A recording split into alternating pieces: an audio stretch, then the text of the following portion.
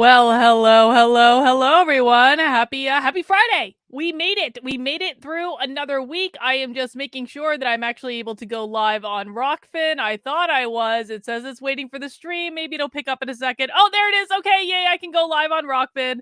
This is what happens when you are streaming on several different platforms and you're doing everything by yourself. You have to handle technical difficulties when they come up. But guys, we are live on my second channel, youtube.com/actively unwoke. We are live on Odyssey. We are live on Rockfin. We are live on Rumble. Let's get this party started. Welcome to Happy Hour. Happy Hour is a stream that I do on Fridays because that's when we have happy hour, where we watch a woke training in its full complete form from start to finish. And we have a couple beers or whatever you want to drink, whether that be alcoholic or virgin, whatever.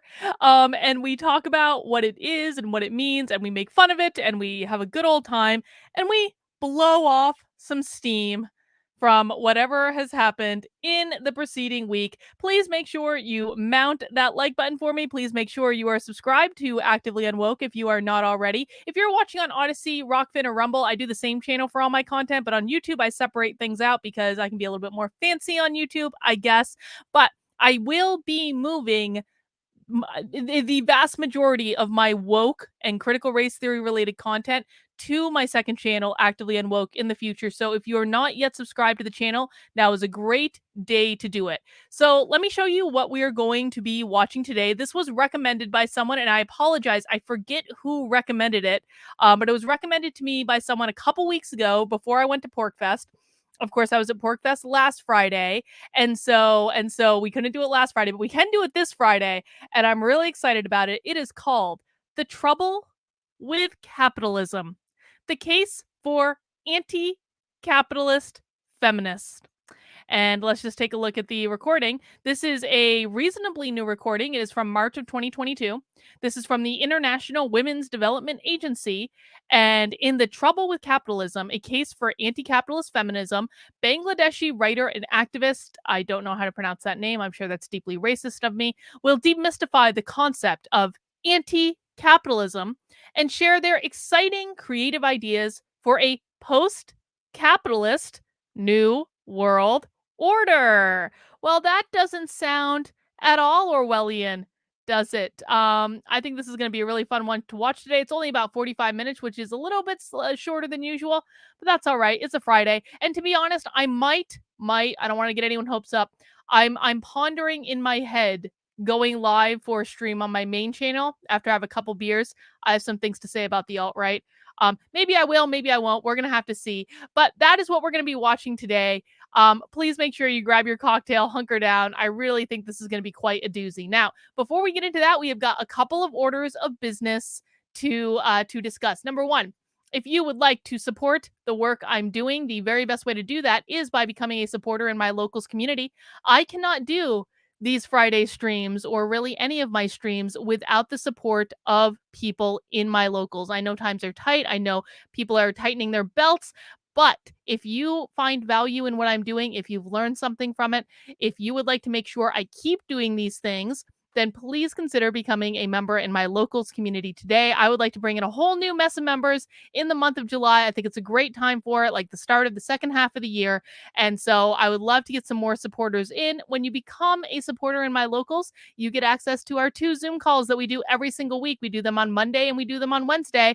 I don't know if we're going to do one on Monday because it's 4th of July. I mean, maybe we'll do one. I think we probably will end up doing one on the 4th of July, to be honest with you, because I bet a lot of people are just be hanging out and people will be ready for a chat and we'll just see how many shows up. So sometimes we skip holidays, sometimes we don't. We also have a supporter-only Discord in our locals. There's a writers group that is meeting regularly in that supporter-only Discord to do writing exercises, creative exercises, which is really fun.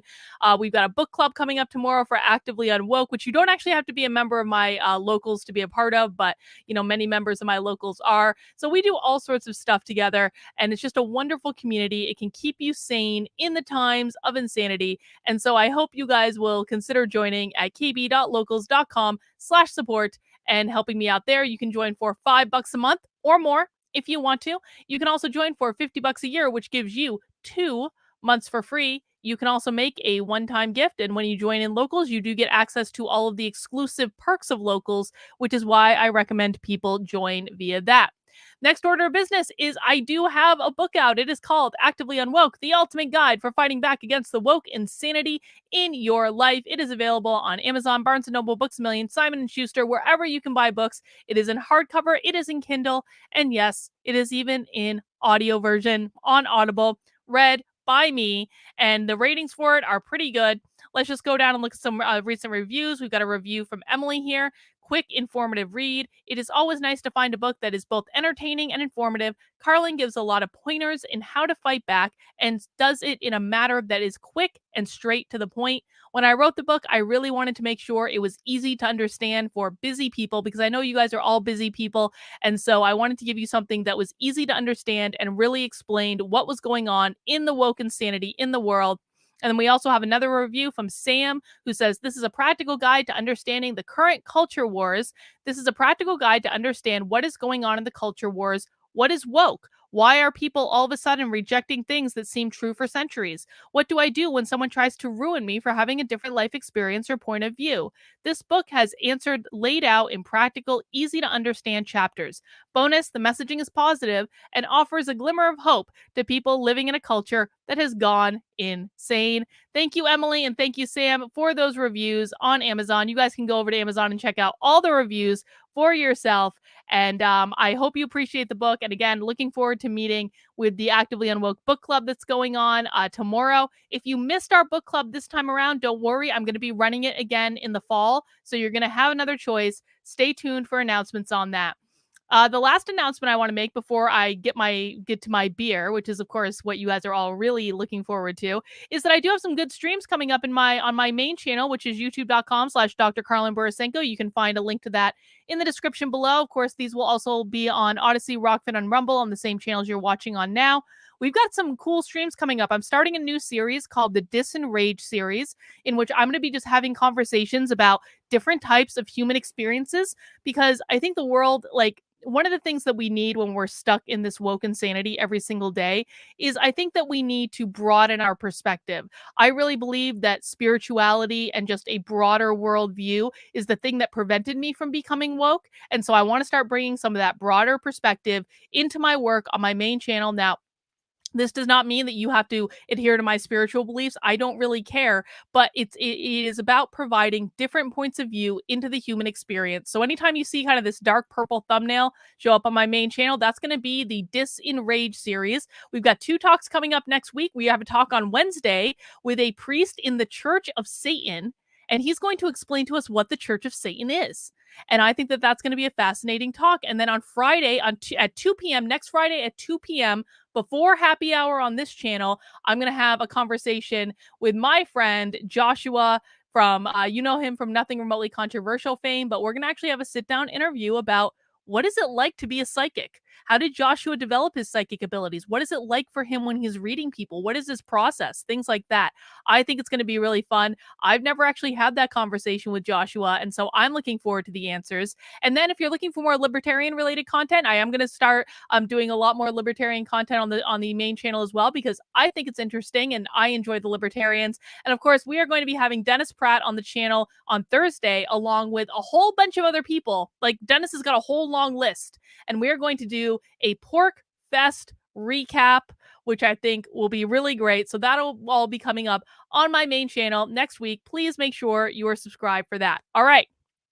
We've gotten the business out of the way, and now we can start with the fun. As you guys know, this is happy hour, which means that I will be drinking. And I've got, as always, I always get 4 craft beers on Fridays, just because there are 4 beers on the ring that I can use to buy the beers at the store. And I don't like uneven things. I'm a little bit OCD in that way. But I don't drink all the beers. I only drink maybe 1 or 2 of the beers. And I want to tell you guys about them because I'm really excited. This is a sour beer kind of day, a sour fruity beer kind of day. And I've got some great choices. So let's see. You guys get to vote on which one you want me to drink first. The first one we have is called it's from Northwoods Brewing Company, and it is called Surf Candy, which, isn't that pretty? What a great can. And this is a sour with lactose, blackberry, raspberry, and key lime. So let me start a poll in the chat on YouTube. Which beer should I drink first? And our first one is going to be Surf Candy, a sour lactose with blackberry, raspberry, and key lime. That sounds like a great option. Next up, we have this spirally circly can right here, and this is from Barreled Souls Brewing Company in Maine, and this is called Superman Punch, and this is a fruit punch goose. So we've got a fruit punch beer, fruit punch, and then we have this is like a circus can. I almost didn't get this one because I was like, that can is so ugly. Focus camera. I was like, this can is so ugly. I don't want to get it. I don't know why. There it goes. Okay, there we go. It's ugly and hideous, but I hope the beer will be good. It is called Dream Patch, and this is a fruited sour beer with cherry, blueberry, and raspberry. So that's Dream Patch sour with cherry, blueberry, and raspberry. We're going to call that the cherry beer because that's the only beer that I have that has cherries in it, I think. And then our last option for today is one I think I've had before. I really like this brewing company. It's called Skygazer. First off, their cans are really pretty. And secondly, their beer tastes like smoothies. And I'm always a fan of beer that doesn't actually taste like beer, as you guys know. And this is called Watercolors, and it is a Weiss with blackberry, tangerine, mango, lime, rainbow candy flavor, and milk sugar. And that is called Watercolors. And that's going to be our final option there. Boop, boop, boop, boop, boop. And I'm going to put the poll in the chat. And oh no, my computer has decided to rearrange itself. Oh goodness, hang on. So while that poll is going in the chat, I'm going to do the thing that fixes what the computer just did to rearrange itself. Hang on, I'm going to flicker for a second. I'll be right back, I promise. All right, now I'm going to flicker one more time and I'll be right back.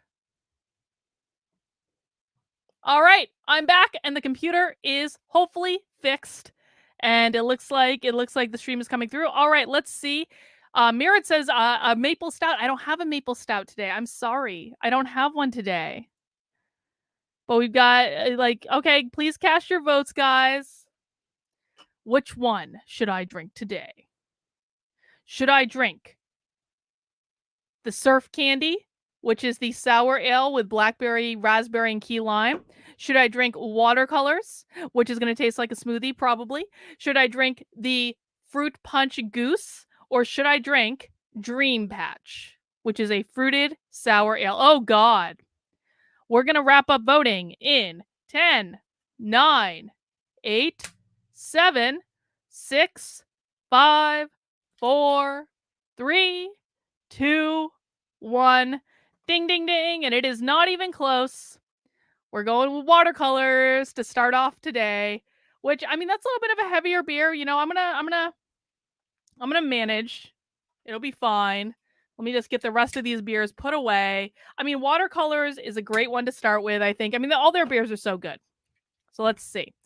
I hope I don't need to shake this or anything. Sometimes when you have a more beefy beer, like with lactose in it and stuff, it's better to shake it. But you don't want to shake it too much because it's going to spray all over everything. We don't want that. All right. Let's see how pretty this beer is.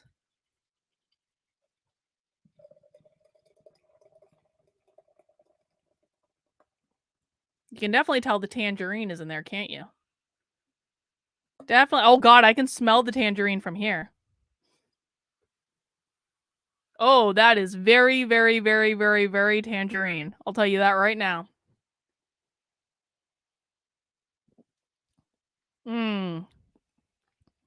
Definitely fruity. Definitely fruity. Yep, it's a little murky. Not loving the color of this. The color looks a little gross, if I'm honest about it. It does. It looks a little gross, but it tastes good. That's really all that matters at the end of the day. All right, guys. Let's get started with our presentation. Who's ready to learn why we should all be anti-capitalist feminists? I know I am. All right. Let me get this up. Chrome tab, share audio. All right. Lord, help us get through this with our sanity. Let's go.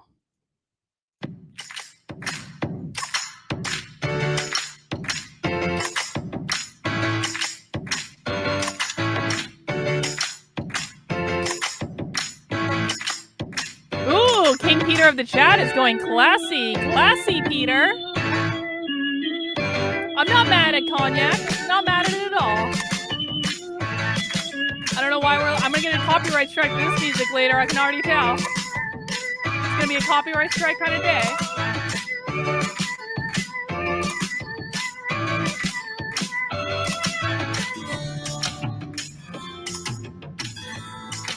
This is like quite an intro.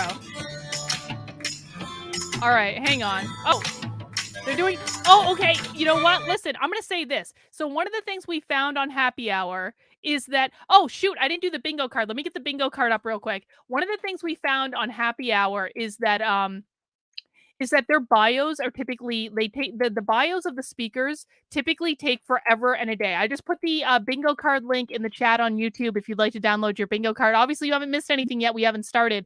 But what I do appreciate is that they're putting the bios for the speakers like on the screen before the presentation begins. And I think that that's good because usually when they're doing the bios, it's like it takes like half an hour just to talk about what these people actually do. Not that they have like all the impact in the world, but like it just takes a long time.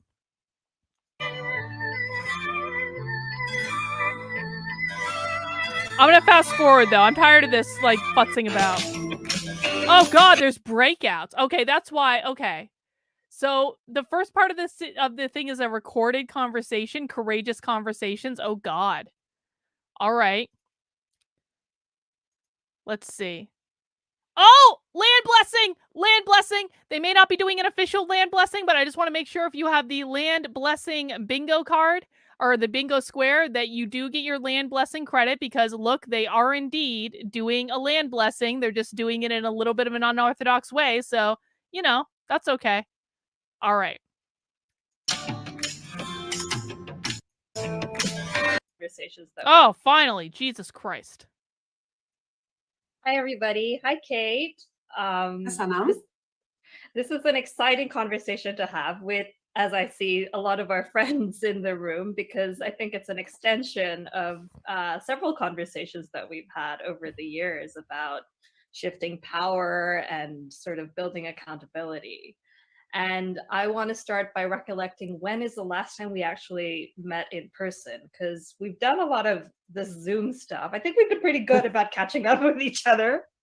You're very good. You're very good at bringing people together, Saddam. So rallying people. I won't take any credit for that. Yeah.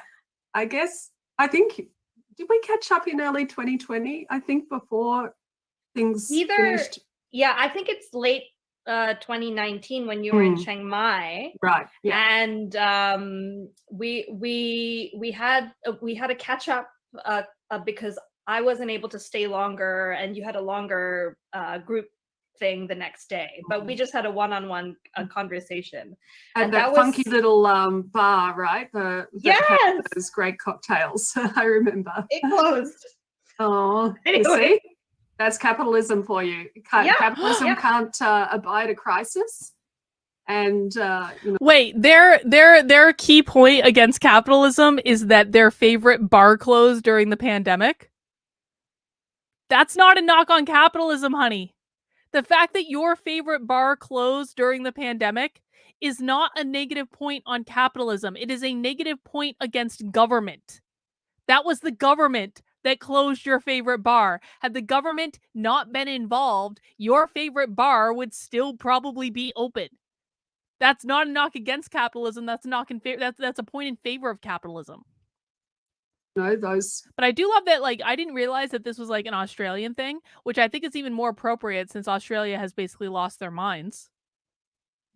Global capitalism can ride it through and profit enormously, but those local little businesses are easily discarded, and the workers that would have lost their jobs there. So unfortunately, it means we have to find another place for a drink next time. But yeah. Again, that is the result of government. That is not the result of capitalism. That is literally the result of government. Government is the thing that closed the small businesses. It wasn't capitalism.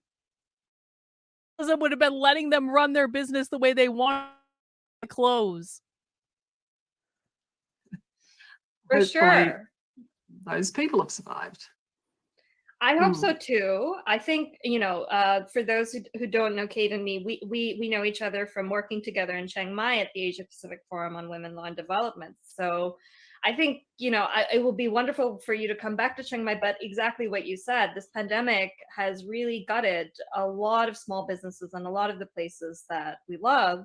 And I think it's really appropriate to be talking about that right now, especially thinking of the last conversation we had together about building a union of solidarity. And I think, this is a great timing to sort of talk about that kind of thing, given that 8th of March just passed, and that's always been an important moment for organizing.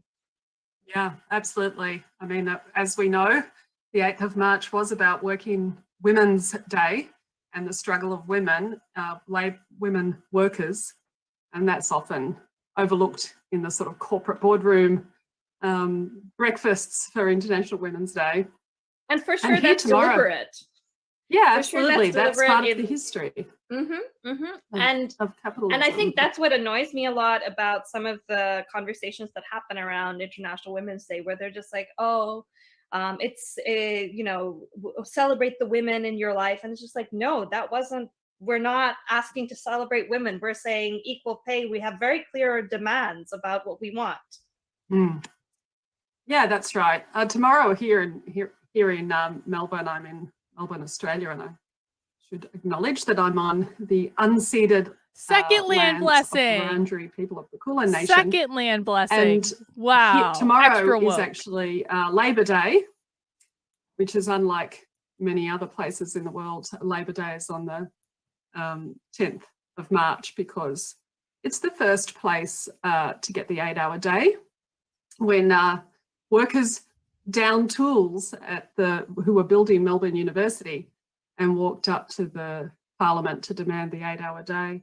So here we are, wedged in between International Women's Working Day and Labor Day to discuss anti-capitalist feminism. And I feel like we've come quite a long way because this is a topic that wouldn't have been necessarily part of the dialogue of global feminism just a few years ago, probably when we were both started working at APWLD. It was, we were talking about these issues, but it was hard to resonate within the global feminist movement. Yeah, so I think this is a really great idea for a chat that IWDA is hosting. Definitely. And I think you're absolutely right that it wasn't so palatable to talk about anti-capitalism and how important it is for feminism. But I feel like for me, it's always been very clear that if we want to define a couple of these terms, if we're talking about capitalism as a system that is constantly growing and constantly accumulating, and we're talking about feminism as a movement that is supposed to sort of take down not just patriarchy, but other systems of oppression, then to me, it's very oil and water. It's not compatible. The goals are not the same, and that I think is what we really need to see more closely. That if the goal is for us to be equal, is for us to participate together in society and not destroy the planet, maybe, and share the goods that we have with each other rather than constantly exploiting and squeezing and competing, then I think to me it's very clear that it's not. I kind of wonder with that bar that they liked that closed, did they consider that bar to be just sharing the goods that they had with each other? Because that's kind of what capitalism is. Capitalism is nothing more than like I have something of value, you have something of value. I will give you the thing that I have for value in exchange for the thing that you have for value. That's really all it is. And so if you're talking about like, oh, we just want to be able to share goods amongst ourselves, well, it's kind of, that's what capitalism already is. It's like, I have this thing, and usually that's money that is of value. I'm giving it to you in exchange for something that you have, whether it be a product or a service or anything else that you think is of value. But it doesn't even need to be money. Like I was at Pork Fest last week, and people were going around like little bars of like silver, and they were using that. there are these things called gold backs that are basically it's money, but it's like it's made out of gold. So the people were buying stuff with that. That's all capitalism is I have something of value, you have something of value. Let's trade those things when it is a mutually beneficial arrangement to do so.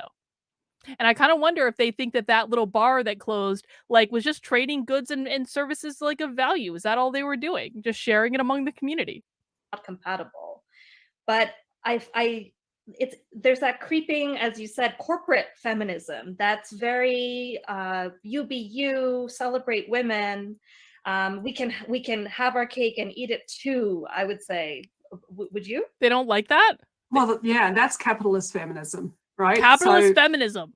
Capitalism relies on the idea of individuals, of the self-autonomous individual.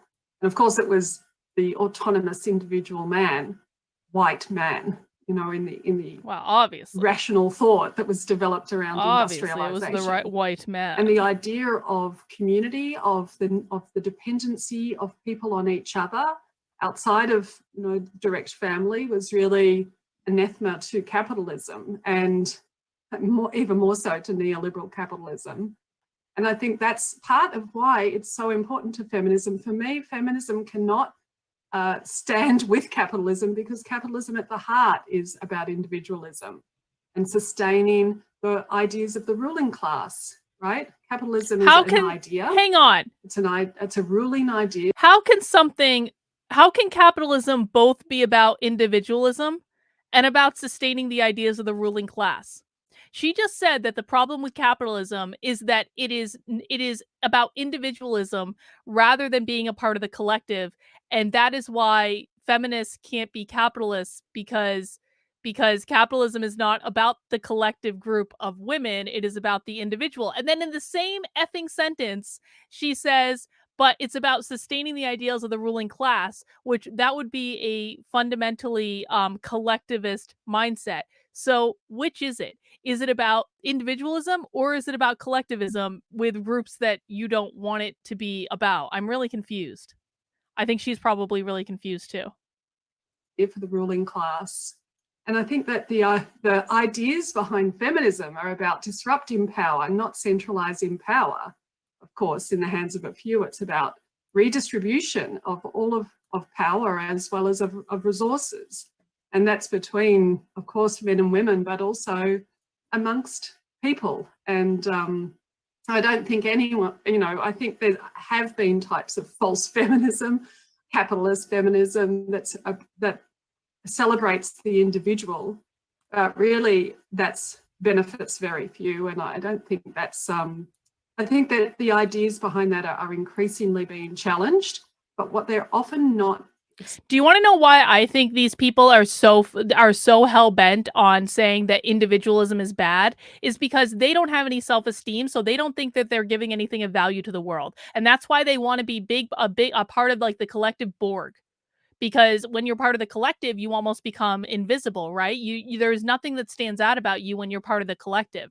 And if they had to rely on themselves as individuals to start a business, build a business, that would probably be a really scary concept for both of these women, because they hate individualism, which is really saying that they don't like themselves very much and they don't feel like they have much value to contribute to the world. And that's what I talk about in my book when I talk about there being creators and destroyers. Creators are people who have a positive self-esteem, positive self-worth. They feel like they have something valuable to give to the world. And so that's why they go and they build businesses and they do things and they help people and they are of service to people. Whereas destroyers do not feel like they have anything valuable to give the world. They have low self-worth, and therefore they spend their times, instead of serving and giving of themselves to the world, they spend time trying to destroy the things that the creators are doing, because that's their only way to validate who they are. If this person, if you don't believe that you are worthy of nice things, you are going to try to destroy the other nice things that other people have, because they shouldn't get what you don't get. That's the sort of mentality. Explicitly saying is that capitalism is part of that problem, of that idea of the individual, of that lean in. So I think that's why our conversations around not just how to change the ideas, which is the first step, but also how to build the power to challenge it is critical. I really think that the first step part, as you said, with the idea is so important, because I always think of Ursula Le Guin and how, we live in capitalism and its power seems inescapable. But I think the more you learn about the history of it, there's a calculation that it's maybe about 500 years of capitalism that we're talking about. And there's a conflation often that, oh, being anti-capitalist means being anti-markets or being Yes, anti-business. that's exactly what that means. So. Yes, it Markets is. have existed long before that. And another good These people think that you can have free markets without having capitalism. What do these people think the free markets are? They're literally saying you can still have businesses and you can still have markets without capitalism. Does anyone understand that? Because I really don't. What do they believe capitalism is? Free markets can't exist without capitalism. I'm sorry. That is just like, am I wrong to say that those two things go together? Am I missing something? Do I not understand what capitalism is? I'm honestly asking, because if I'm missing something, I want to know. But it seems to me that free markets can't exist without capitalism.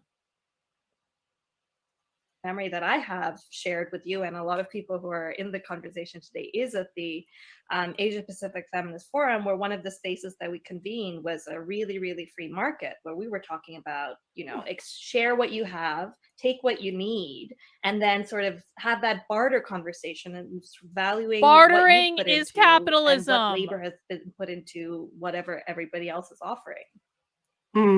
Yeah, the really, really free market yeah is a solidarity market, right? Bartering and the is other thing I capitalism. think They don't know what they're talking a fair bit about in some of those conversations that we had, which is rare, isn't it, to get the free time to actually talk about ideas, but was, what do we say is the opposite of patriarchy? And obviously when you're working in a women's rights movement, we need to talk about what is patriarchy. And too often, of course, people would say, well, the opposite is matriarchy, or is having more women in particular areas of power. So that would seem to make sense. Who's in power, men with women. And I think what our way to disrupt that was to start to say the opposite of patriarchy is solidarity. And I think that's also part of disrupting capitalism. What does that mean? Capitalism, the opposite of patriarchy is solidarity. What do we think that means? Do we have any guesses in the chat about what does solidarity actually mean? Sam says, this video is proof of how bad our schools are. Well, Sam, not to be too pedantic about it, but I think that this video is more proof of how bad Australia's schools are, which, there's some comfort in that, isn't there? There's some comfort in the fact that all schools suck everywhere and that everyone is equally stupid. Yeah, solidarity equals communism. I think you're probably right about that, Sam.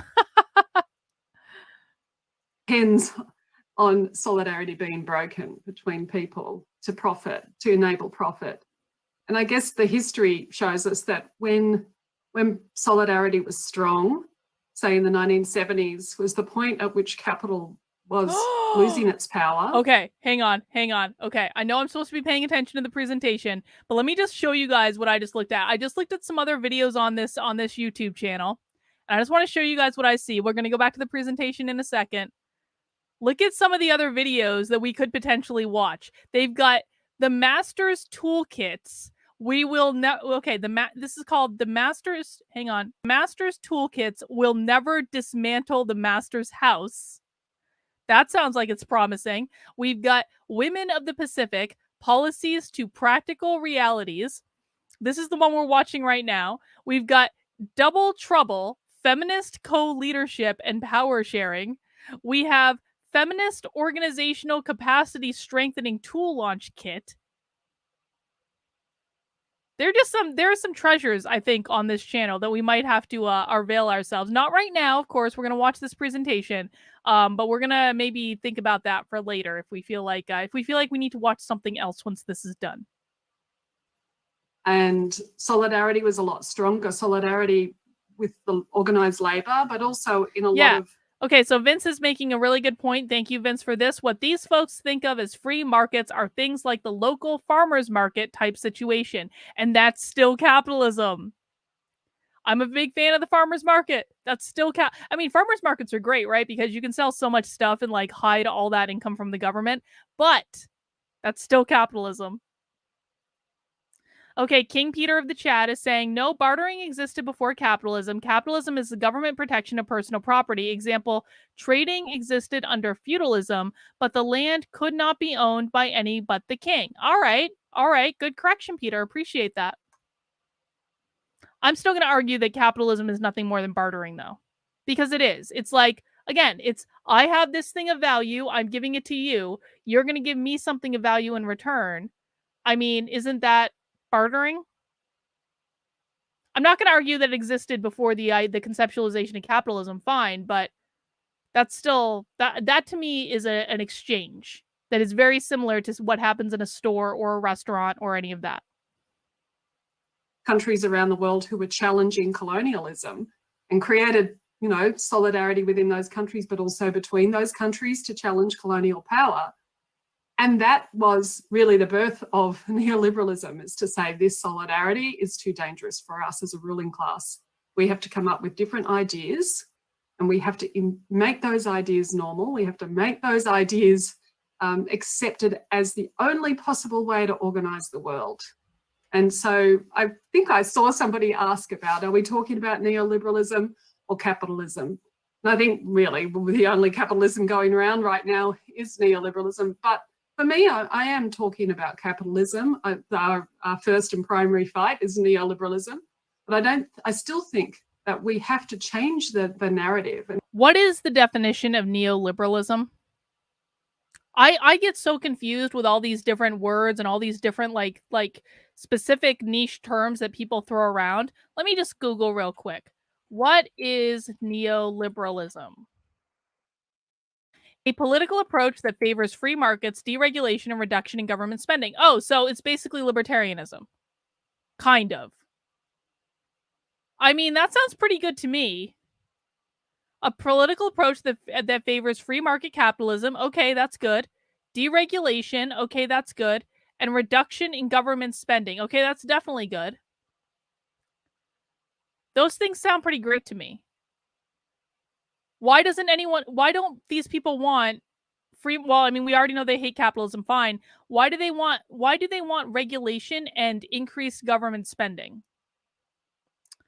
King Peter of the chat says, got to understand what the communists mean and that there is a difference between private property and the means of production. Capitalism disagrees about the difference, but that's what they mean. Thank you, Peter. Appreciate that. And say capitalism isn't the only idea going around, right? And I think that's why all of those ways that we kind of tried to come up with when we were together in Chiang Mai was about that, was saying, yeah, there are other ways. Solidarity is one way. And now I'm really sort of also focused on care. So, which is the same, right? It's the same as solidarity, but to talk about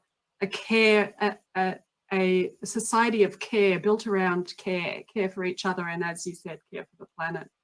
And I think that's another way to disrupt capitalism is really to say, actually, this narrative of the individual is really deeply harmful for women, because who ends up doing all that work is obviously women. And men don't work. We build a society around care. Since when do men don't work? Care, the right to not care, work. to receive care and to value care. Why do I feel like I'm living in an Ayn Rand novel? Because you are. We all are. It's deeply terrifying. We all are. Incognito says capitalism was in response to feudalism, which was class-based. Communism centralized power, which ultimately creates class, like Mao, Stalin, Pol Pot. Thank you, Incognito, for that super chat. We are essentially disrupting this idea of capitalism as the only game in town, right? Yeah. And I've certainly thought a lot about care and what because we're now in the third year of this pandemic, and honestly, if we had a system, a society, an economy that was organized around care, we wouldn't be in this situation, certainly. But everything you see about this pandemic is taking advantage of the fact that we are assuming that mostly women and girls will give care, will give it for free or for very little. And a lot of our survival in the last 3 years has been in the last 2 years has been relying on that.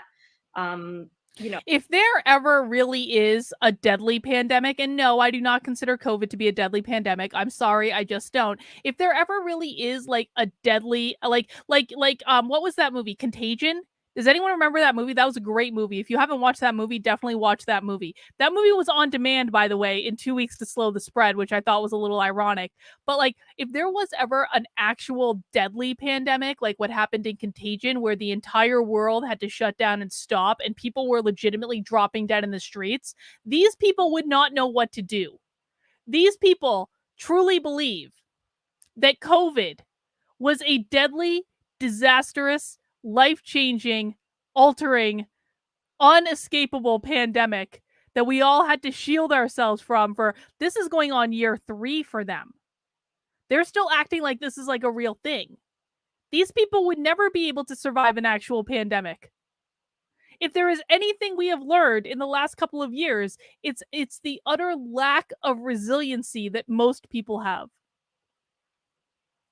70% of healthcare workers who are women, women who are taking the slack in childcare and elder care when there are lockdowns, and all kinds of things that we know very well from austerity and policies that have just assumed that women are going to be there taking the slack and giving free work. So yeah, just to imagine as part of an anti-capitalist future, a future that is centered around care, I think it's really exciting and beautiful in a way. Did you see Janet Gleason White's article she's the author of 6 Capitals, and she wrote a really interesting essay last year for Griffith Review's issue on utopia. And she was just like, what if the economy and economists was just a bunch of women sitting on the grass talking about how we want to care for each other? Because that's not exactly. I mean, I think that what economics is a really important part of this, is to think. That's literally not what economics is. It's not a bunch of women sitting on the grass, chit-chatting and gossiping. Sam says, caring caused lockdowns, free markets saved us. I agree with that, Sam. Thank you. Yeah, Steven says, the bubonic plague has a mortality rate of about 50%, and in some really concentrated areas, 70%. That's a deadly pandemic. That's exactly right. These people would not know what to do. These people would not survive an actual pandemic. Of alternatives, because sometimes it's hard to step out of it.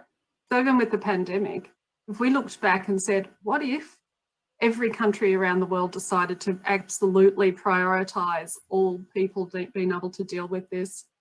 What if we said that, vaccines aren't going to be left to the market? Actually, they're going to be produced collectively at the fastest rate possible. We're going to allow every country to use the information that any other country produces, and we're going to support all those public health systems and the workers that deliver them to get it out as fast as possible. Well, we actually would be having this conversation in person then, wouldn't we? Because we would have been able to reduce the length of the pandemic. So the pandemic should be an opportunity to challenge capitalism and capital. That's, in fact, the opposite has happened. We've had the growth of billionaires at an unprecedented level during this pandemic. There's something like workers lost something like $3.7 trillion just in the first year, whereas billionaires gained $3.9 trillion in that same year. Most of it. Yes, and if government hadn't forced small businesses to close, workers wouldn't have lost that money. If government hadn't forced people to stay in their houses, they wouldn't have lost that money. If government in Australia hadn't built concentration camps and forced people to go to concentration camps, literal effing concentration camps, then they wouldn't have lost that money. Every single negative thing that this woman is talking about is as the result of government. It was the state. It had nothing to do with capitalism at all. If government had left it alone and not gotten involved, then we would be a whole hell of a lot better off than we are right now. But a lot of it from workers, but a lot of it from the public, that public services were diminished in the interests of billionaires. And it's really shown us, I think, that capitalism isn't the answer. Capitalism can't stop a crisis, but it can profit from a crisis, and it absolutely has profited from this crisis and every other crisis we know. But horrifyingly, the same rhetoric has been used with the climate crisis.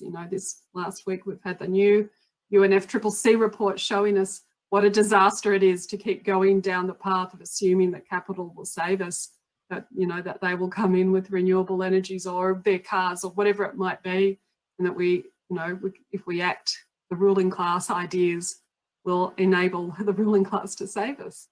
So yeah, I mean, this is trusting the wolf to protect the sheep. Yeah, exactly. If this is not the moment, then when? What crisis are we waiting for to turn away from the disasters of capitalism?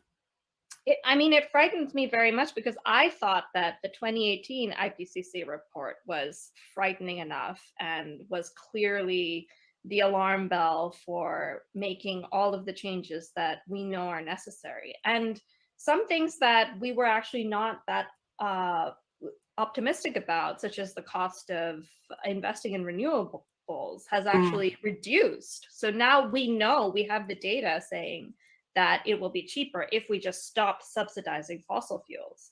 And I think another interesting thing, you mentioned conflict, reminds me of this sort of point that if we divested from fossil fuels, not only are we protecting the planet and potentially creating a new renewable energy industry that I hope is centered around communities and not just randomly building a national grid and taking land from people, but it could also reduce conflict, because a lot of the nations that are driving conflict, and I think we have this conversation right now at the start of this Russia-Ukraine conflict, but certainly this conversation has taken place regarding the Middle East and the fact that Saudi Arabia gets a lot of its money from oil as well, and that promoting peace could be also promoting the end of the fossil fuel industry. Absolutely. I mean, I think, the resources of whether it be carbon-based resources have driven a whole range of conflicts. And of course, can I make just like a side comment that has nothing to do with this the conversation we're watching right now? Because, okay, this is just a general observation I'm going to make about like people who, and you guys, like a lot of the people who are watching this channel right now and watching this content right now, you guys are like the people that show up all the time. Like if you're coming to happy hour, you're usually a regular, not exclusively. And of course, we always welcome new people into the fold, but you guys have been showing up for a while. So every time, I have a question. Every time I post videos on my main channel that are like not directly related to like the news specifically, or is not like about basically me kissing the asses of conservatives, I inevitably get comments from people who say, I've watched your content from the beginning and you have just gone down a horrible, horrible path, and I just don't know how you're doing this, and I want you to go back to the content that you used to do and all this stuff. And they're always complaining, and these are usually people whose names I don't recognize from either the content, from either the comments or like from the chat, because I know who my regulars are. I know who the regular commenters are. I know who the regular people who chat in are. But these comments inevitably are from people who usually don't show up on a regular basis. So here's my question. Is it, for my regulars that have been around for a while, is it that my content has changed so significantly? Or is it that people, the minute that they see a piece of content that they don't like or that makes them uncomfortable, start making excuses about you've just changed so dramatically from when you first started? Because it kind of feels like the moment I stopped kissing the asses of conservatives is the minute that they all of a sudden thought that I had changed into a horrible person. Whereas before I was just kind of like not saying things to upset them because there were bigger issues at play at that moment. And I feel like that's what's going on. But I would really like people who watch all the time to comment on that and let me know if I'm correct about that. And I'm open to being wrong. But I don't know. I want some feedback. They're mainly held in the ruling class. In some countries, it is state-owned, but we know that the ruling class won't give up if that's their, that's their source of income, that's their source of power. So yeah, I think firstly we need to nationalise all those resources so that that if we had accountable government. All right, I see people saying basically that I haven't really changed that much. Because honestly, it is like a mind fuck, because I do believe that people can change slowly over time. And it's one of those things that, like, if I've changed slowly over time, I'm willing to accept that and kind of like consider that. Not that I'm saying, like, I mean, that's like a natural human thing. But if it's really just like, I don't like the things you're posting now because you used to post more stuff that agreed with me and now I don't agree with you as much, that is a different thing. Yeah, like I'm if you don't agree with me, I'm gonna cancel you. People get upset when a piece of content doesn't match their theory of you. I've seen it on many channels. You be you. The second thing sounds a bit trollish.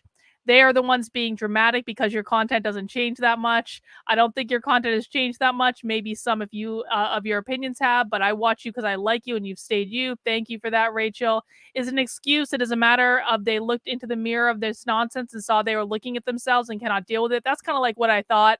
Alexandra, people are crybabies. You haven't changed. You're just more yourself now, more uncensored. That's definitely very true.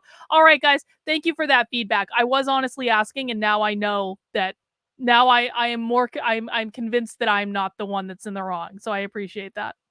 If we had governments that were actually going to focus on the public and on the climate crisis, that they would be able to end the dependency, that they would be able to move quickly. There's nothing really that stops us from being able to move quickly, apart from the interests of those that don't want that to happen, who really are in the minority.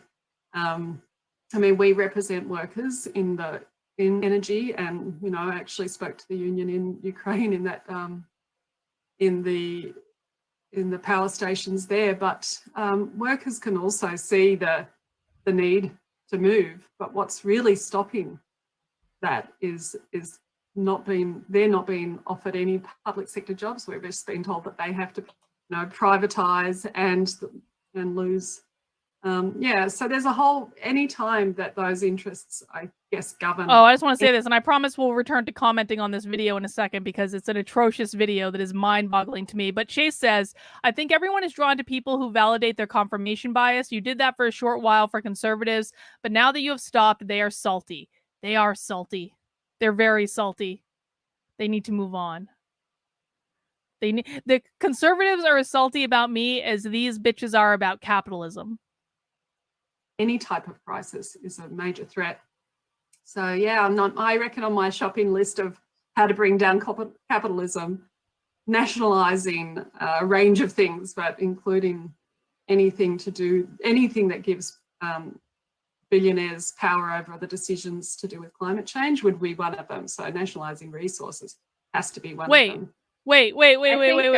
They want to, did she just say they want to take power away from billionaires with regards to climate change, or give power to billionaires in regards to climate change? Because if you're nationalizing things in regards to climate change, that to me sounds like you're probably going to be giving billionaires power, not taking billionaires power away. I want to listen to that part again because I want to make sure I'm clear about what she said, because it really seems like she was arguing to give billionaires power over us in regards to climate change, and I just don't think that's a good idea. Ty says, you've always been the type to call it out. Think conservatives are just mad because you're calling them out. They only want the controversial opinion when they agree with it. Yes, that's exactly right. Thank you, Ty. Thank you. And lose. So there's a whole, any time that those interests, I guess, govern any type of crisis is a major threat. So yeah, I reckon on my shopping list of how to bring down capitalism, nationalising a range of things, but including anything that gives billionaires power over the decisions to do with climate change would. So they want to nationalize anything that would give billionaires power over climate change, to take that power away from them. But what they don't realize is that by nationalizing it, they're going to end up giving the billionaires more power. Like, do these people really think that billionaires are not going to be billionaires anymore if they give the government all the power? Benjamin says, hang on. Depends on the billionaire. Soros, give power to him. Musk, take power away. That's exactly right. That's exactly right. Yeah, and Julie says, what these people don't realize is that under capitalism, there are rich people, there are poor people, etc. Under communism, the people in the government are rich, the rest are poor. Man. Be one of them. So nationalizing resources has to be one of them. I think I'm very adjacent to that, of supportive of universal basic income, and we've had this conversation as well about how we definitely should have universal basic income, but it cannot substitute all of the services that we need, which is something that we've been seeing in some countries.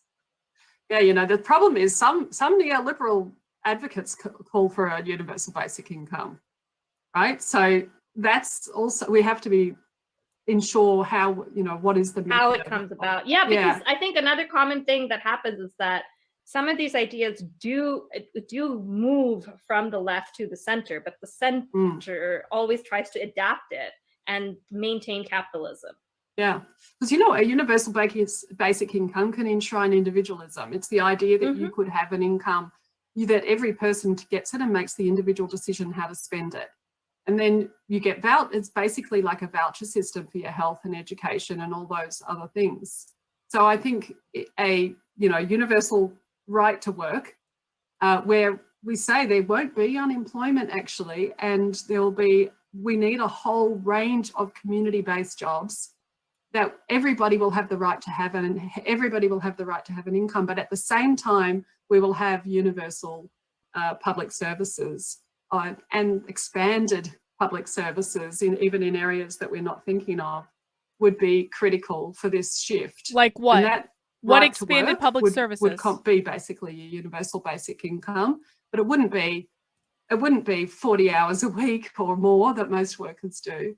And I think that's also part of what's on my shopping list, is this idea that we have to change the way that work has been framed, and the idea around, you know, a 40-hour week, which should, if we looked at how capital has gained in the last 40 years, the productivity gains should, if they were distributed fairly, it would mean that most of us would only have to work 3 days a week. In fact, it should be the standard working week.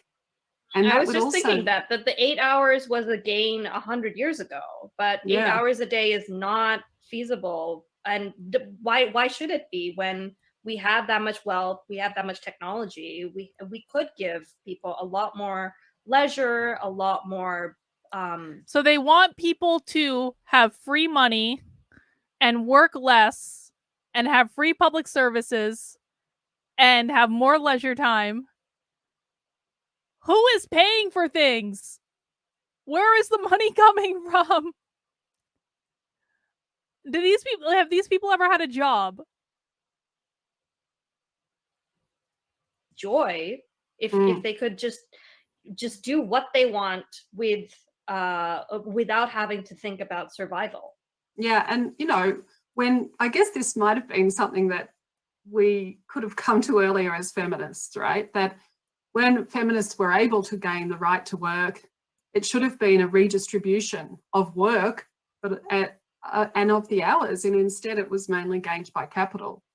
Because, of course, the living wage was based on the idea of the man and his dependents, you know, and instead we should have said, well, no, you know, we can redistribute those hours of work, and we would have, you know, a 3 day a week. I think that's critical. It's also critical for the climate crisis, one, because, you know, we shouldn't consume as much as we are, but also because sustainable living takes time. You know, all the things we need to do to spend more time, you know, to go on public transport, to mend our own clothes, to live more sustainably. We need that time and we need that joy, but we also, you know, the bread and the roses. But yeah, we also need to be able to contribute to community, and our public, you know, contributions, living in a society, should allow us that time. And, you know, increasingly people have withdrawn from collective organisations because they just are overworked, overstressed. and trying to survive. And that includes unions, although most of the reduction in unionism is a deliberate attack, of course, by capital and the global governance. Should we try and list some of our other key demands on the shopping list? Yes, we should. Yes. What are your remember demands? once saying to you that I wish minimum wage applied to everybody in government, especially in legislation, because then maybe they would care a little bit more about what they're saying somebody can survive on. Wait, so hang on. So they want everyone to have free money. They want everyone to work less. They want to nationalize everything, provide free services to everyone, but they want to pay the people who work in government minimum wage. Does that make sense to anyone else? They think government is so great that they want to nationalize everything and give people less hours a week that they have to work, but nationalize everything. And the government workers that are going to be responsible for administering everything are going to get paid minimum wage. That doesn't sound like a good idea. That sounds like an idea that is not going to attract the very best workers that are going to be responsible for nationalizing your entire economy. And that's not the income that they're getting for just showing up a couple of days a week in Parliament. Right. Yeah, I mean, I think Rachel says, can you remind me your views on the climate change debate? I really don't care. I mean, that might not be like the PC answer. I don't care.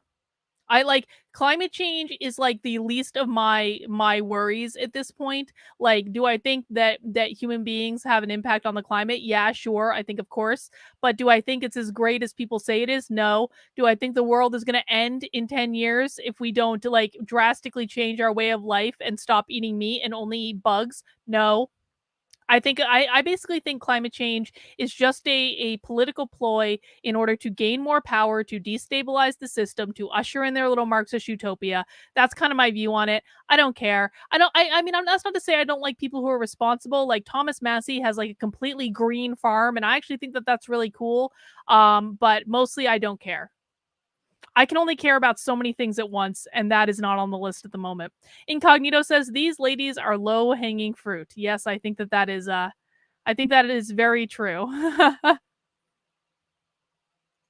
we have to change our governance as well. But my first thing is get money out of government, right? Get capital out. We should not allow big corporations to be able to donate. Get money out of government, but get government all power over everything in our lives by nationalizing everything. Do these women know what the word nationalize means? I think this one with the red hair is especially confused. She contradicts herself a lot in the same sentence.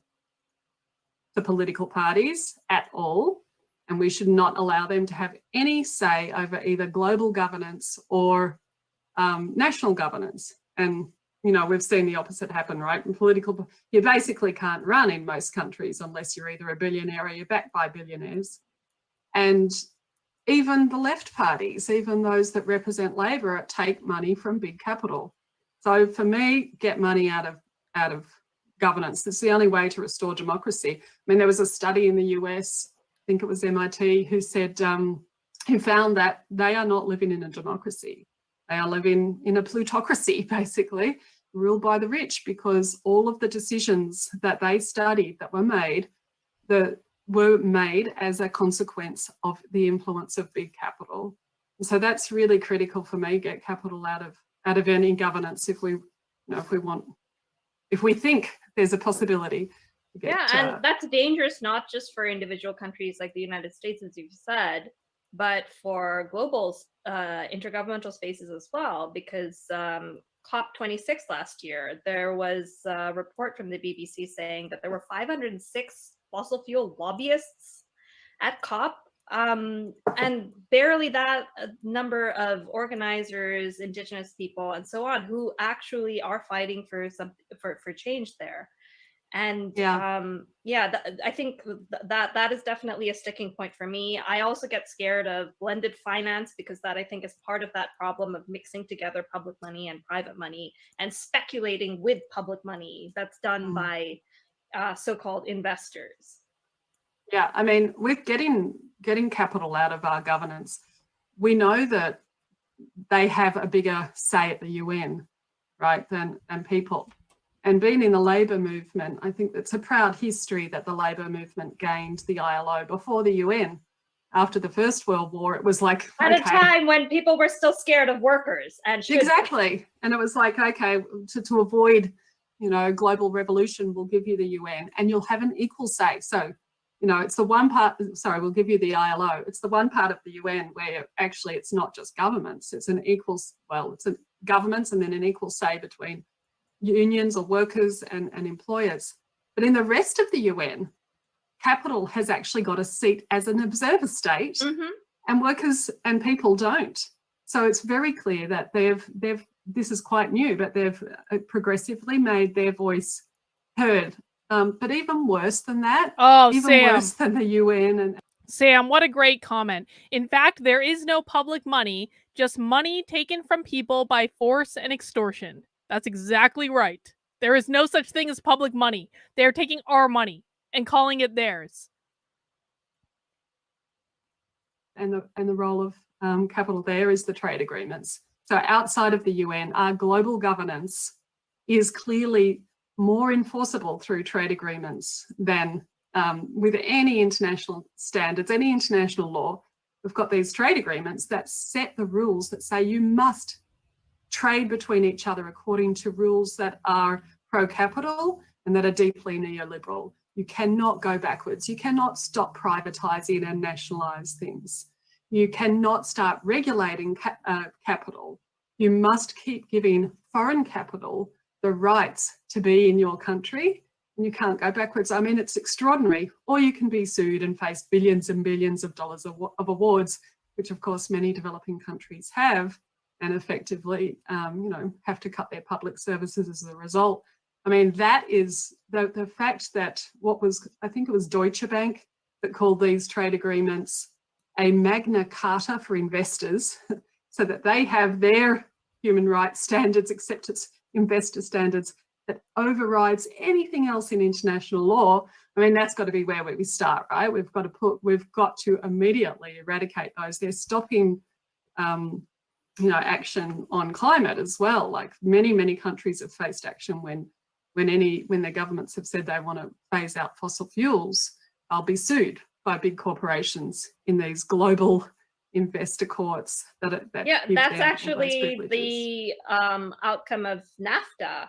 That NAFTA ended up blocking a lot of environmental protections that could have been in place. But every time any proposal came up, it got shut down because of the threat of an investor-state dispute settlement. I guess, that also just makes me think about what you were saying earlier about vaccines, because I think a big part of our work last year was the TRIPS waiver campaign. And to me, it's just sort of terrifying to think that I think are they do. in a crisis. That's not, I think they do. Debatable at this point. And you're saying that we can't just corral all of our resources and produce not just the vaccines, but also all of the medicines and all of this, everything that we need. Why are we competing against each other and sort of fighting and stealing and speculating? Like, this is not the moment to speculate. But I suppose, like a lot of people have learned in war zones, some people think that that's the moment to increase their value.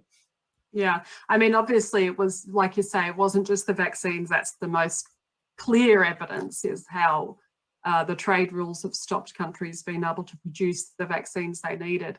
But like you say, it's everything that's required, whether it be the PPE, the personal protective equipment, or the medicines or the equipment, but also the other things that people just needed in their everyday lives to survive. The supply chain had failed. And that's because, the globalization has enforced the idea of chasing the cheapest capital around the world. And you can't have national industry if you don't have cheap capital. And the only way to break unions is to shut down their capacity to organise around manufacturing and other areas. And so, yeah, I think this has come home to roost, where we could see, oh, the global supply chain is really dependent on, you know, some particular countries. And if they stop, we all stop. You know, we can't get everything that we wanted. And, you know, it's basically irrational, isn't it, that we would allow this to happen, that this is the way that our governance has happened, that we'd sign off rules in an anti-democratic process that says it has to happen. And that's really the most extraordinary thing, isn't it, that we think we live in democracies, but our own you know, high courts cannot enforce the rules. It's other secretive tribunals that can. Yeah, I mean, unfortunately, the pandemic doesn't seem to be shifting too many countries. Few. I mean, it's great news. I heard that Chile, you know, when the new president was elected, he said, this is the birthplace of neoliberalism, and it will be its death. And they're doing some things that I guess we're talking about. They're talking about enshrining the right to care in their constitution and building a governance of care, not a governance of capital.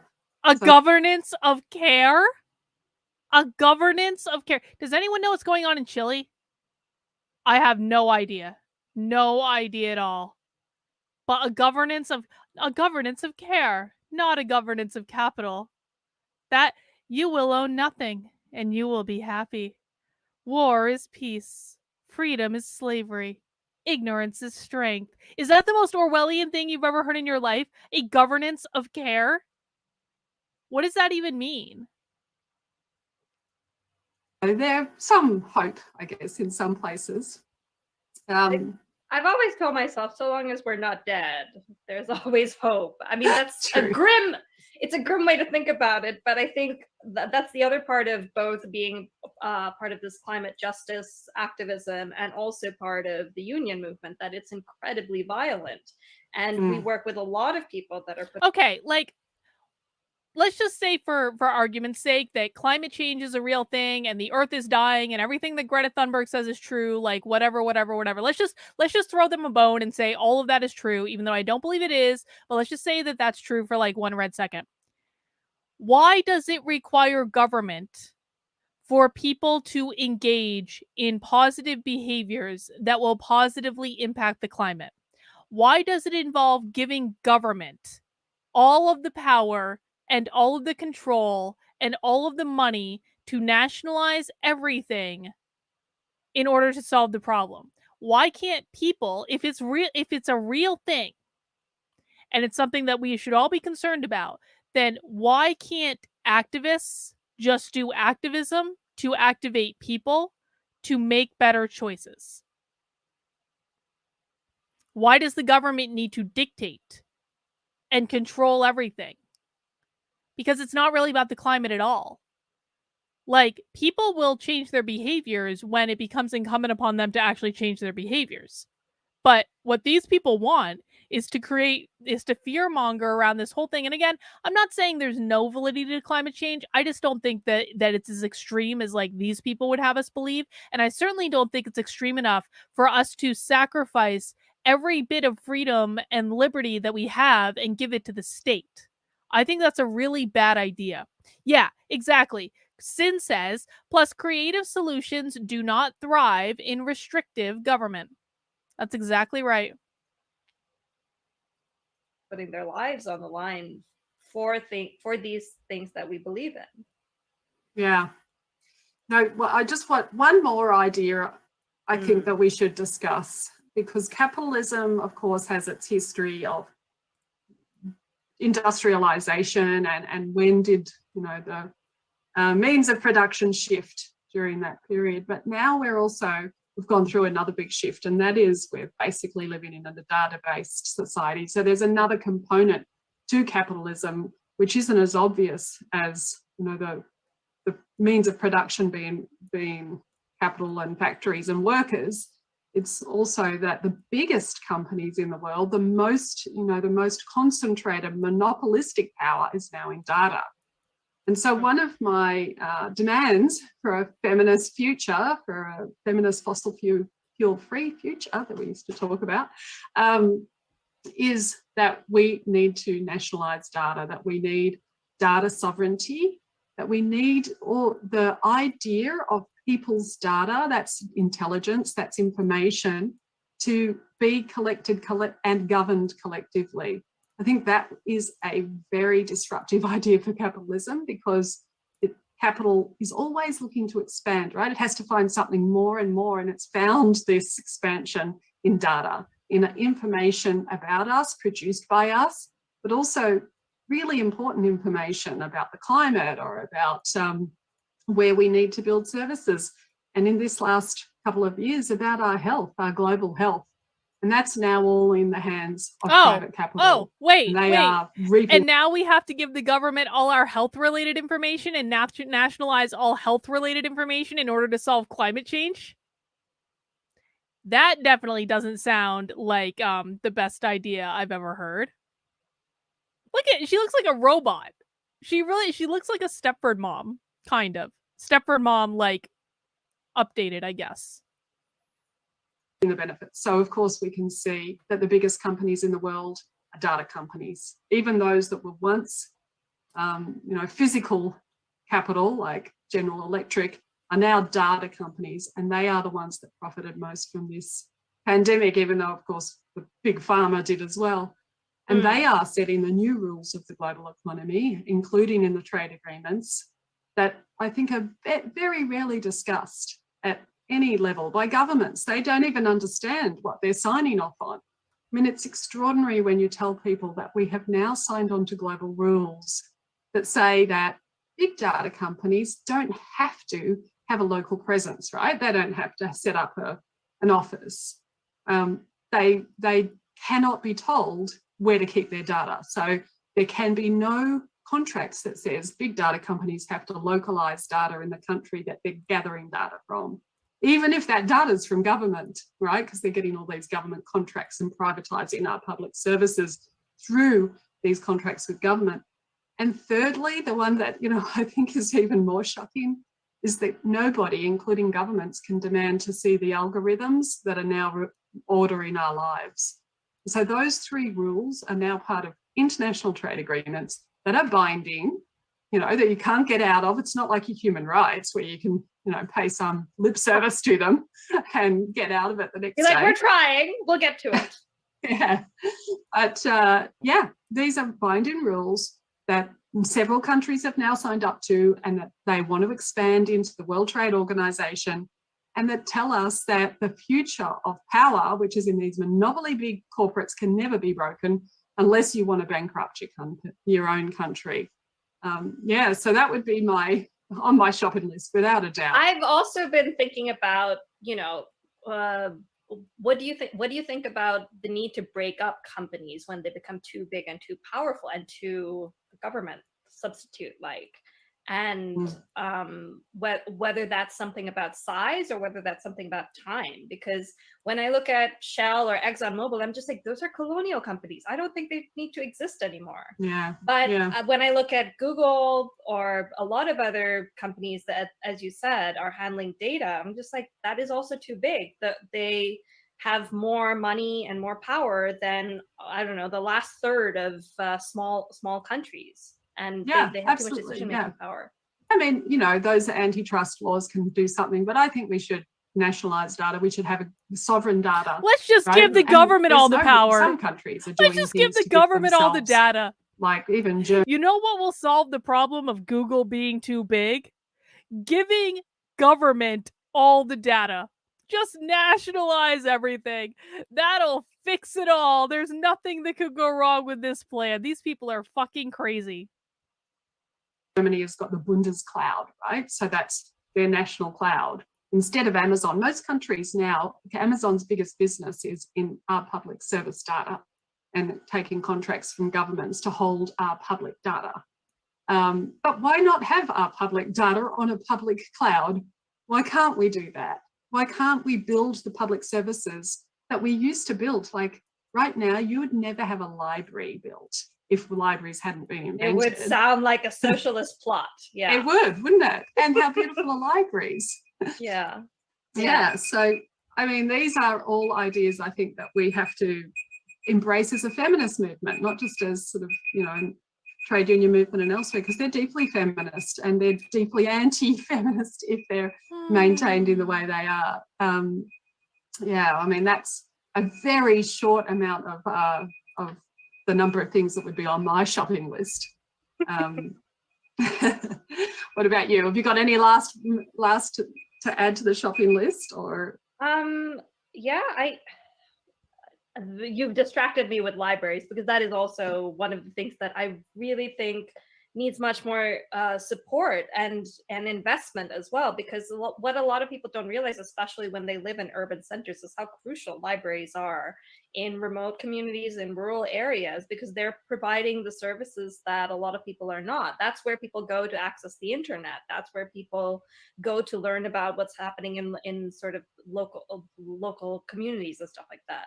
And you know, it is substituted for public services that ought to be in place, helping people out, whether that's older people looking for information about how to register for I don't know, anything that they need, how to make their appointments online, because that's another terrible aspect of sort of moving everything online. We're forgetting that we're leaving a lot of people behind. And I guess the last thing I would add to my shopping list is to sort of have policy that doesn't forget. Hang on, I have a question in the chat. We're going to deviate from the presentation. Spirit Matter says, I missed your recent AMA show, but will you be having another show like that one where people called in? Yeah, I do call-ins on my main channel every now and again. And I definitely anticipate doing them in the future. I don't know exactly when yet, but yeah, I do call-ins every once in a while. So just, you know, keep an eye out, and hopefully you can call in sometime too. Vince says, these ladies are conceiving of government as ultimate husband who performs, protects, and provides for all, yet without making demands on anyone. Not even Tolkien could dream up that fantasy. I completely agree with you, Vince. Completely agree. Yes, if we can all participate in the internet, it's a democracy, but that's their phone. It's not my phone. Their phone. Participate in the internet, and that is also something that we need to think about more carefully. And I don't take responsibility for this buzzing. Feminists to think about how can we make sure that everybody can participate in something. I think libraries are part of the community of care, right? So it's her phone. It's the Indian girl. I would take away, it's probably that, as I said, we need to disrupt the idea of the ruling ideas, how you move to a new system, right? We can only move to a new system by disrupting that these are actually just ideas, and disrupt that by a new idea of care. And libraries are about caring, right? They're about giving people opportunities, about bringing community together, and we can have those kind of new big ideas in this way that we reorganize ourselves around both the right to care, but also that's public. We need public care. So I think care should be nationalized. That nationalisation of care, whether it be childcare, disability care, or aged care, gives women, of course, the opportunity both hopefully for decent work, if we really support that, but also that the burden of care at home, you know, the unpaid care, is to some extent redistributed between families and the state. So for me, I think this one final takeaway, I mean, it would be, let's really try and popularize this idea and push as much as we can. Oh, it's almost done. Holy care as a public good. I fully agree. And I think my last thought would be, we should always be asking why not? Because a lot of the things that we talk about, people are just like, well, you can't do that. And it's just like, but why not? We have the wealth, we have the space, we have the technology. Why not do things differently? And I feel like we could keep talking about that, but I guess we should bring other people. I can see a lot of people who thought a lot about capitalism and feminism. It'd be great to, you know, connect with everybody here. So Bronwyn, would you like to come back in? The one person. Oh, my goodness, thank you both so much. So I think they're about to go do breakout sessions now with this presentation. So that pretty much is the end of that one. But what I want to do, just for giggles, because you know what? Listen, an hour and a half long happy hour, it kind of cramps our style. we typically go 2-3 hours with happy hour. So I don't want to make sure I know it's 4th of July weekend. I know if you've got awesome 4th of July plans, let us know what you're doing in the chat. But I kind of want to go to their main YouTube channel and just poke around a little bit and maybe watch a little bit of something else. So let's see. I don't want to do that one. Let's see. What was this Master's Toolkit one? Does anyone have any interest in watching this one? The Master's Toolkit will never dismantle the Master's house. What is this about? Hang on. Let's just take a look. What is this about? Oh, it's like a mystery.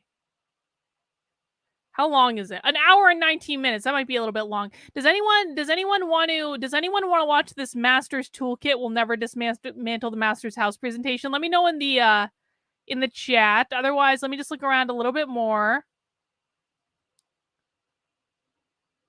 A feminist future. Look, there's someone in a wheelchair. Oh, that's only 3 minutes long.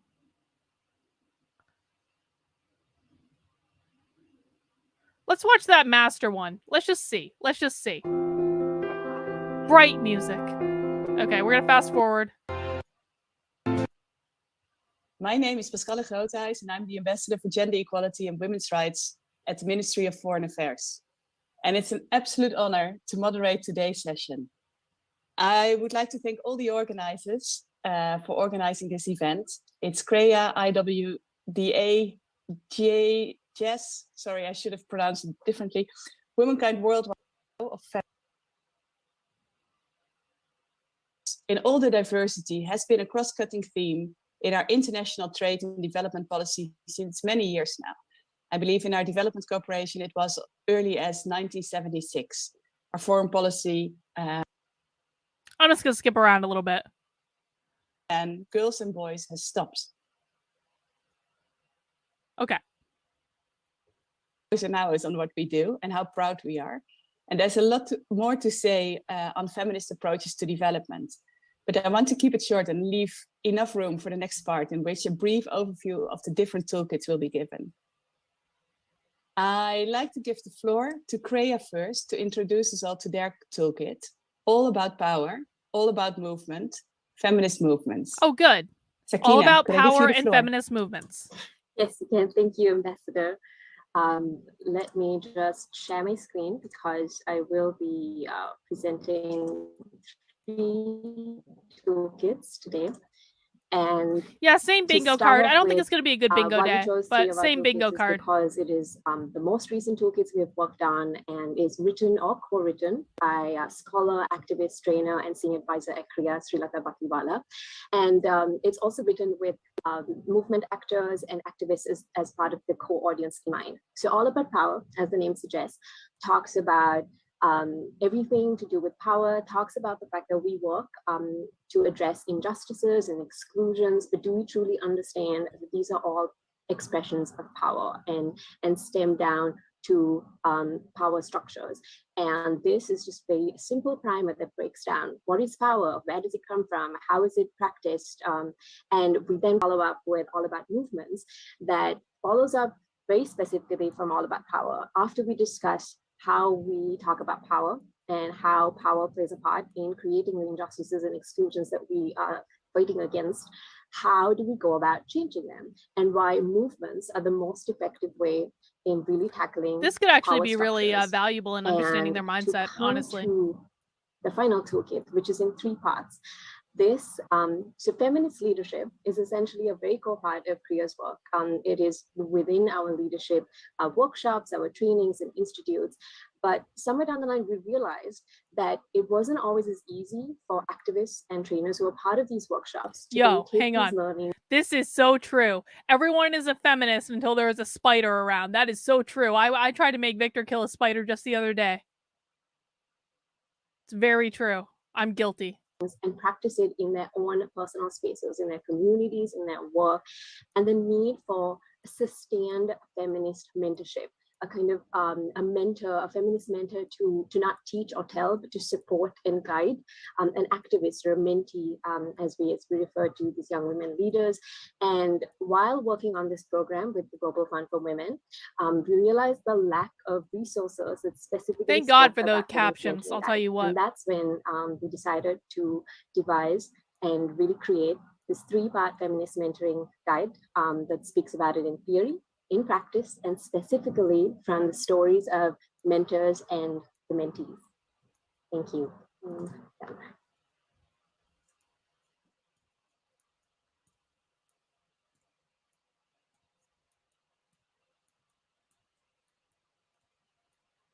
That's it? You're not going to tell us about the toolkits? I want to know about them. I want to know what you think about power. Oh, Pascal, you're on mute. Oh, I'm so sorry. I was sipping some coffee. It's quite early in the morning, so I was actually eating some coffee, and I wanted to spare you my noises. So I'm sorry for that. Marine, can I maybe give you the floor, please? Wait, that's it? Hang on. This isn't what I thought it was going to be. I'm sorry. I want to actually know about these things. I just don't want them to tell us about their toolkits. Let's see. Let's see.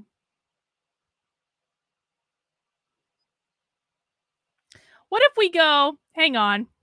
What if we just take a jaunt, just for fun, for funsies? I was thinking about doing this earlier. Democratic Socialists of America. What's going on the Democratic Socialists of America YouTube page? What's going on over there? You know what? Listen, it is never a waste of energy just to peruse the Democratic Socialists of America YouTube page, just to see what's going on. Solidarity is brewing chapter call. DSA inside beta. That's 2 hours. That's not going to happen. What is this abortion one?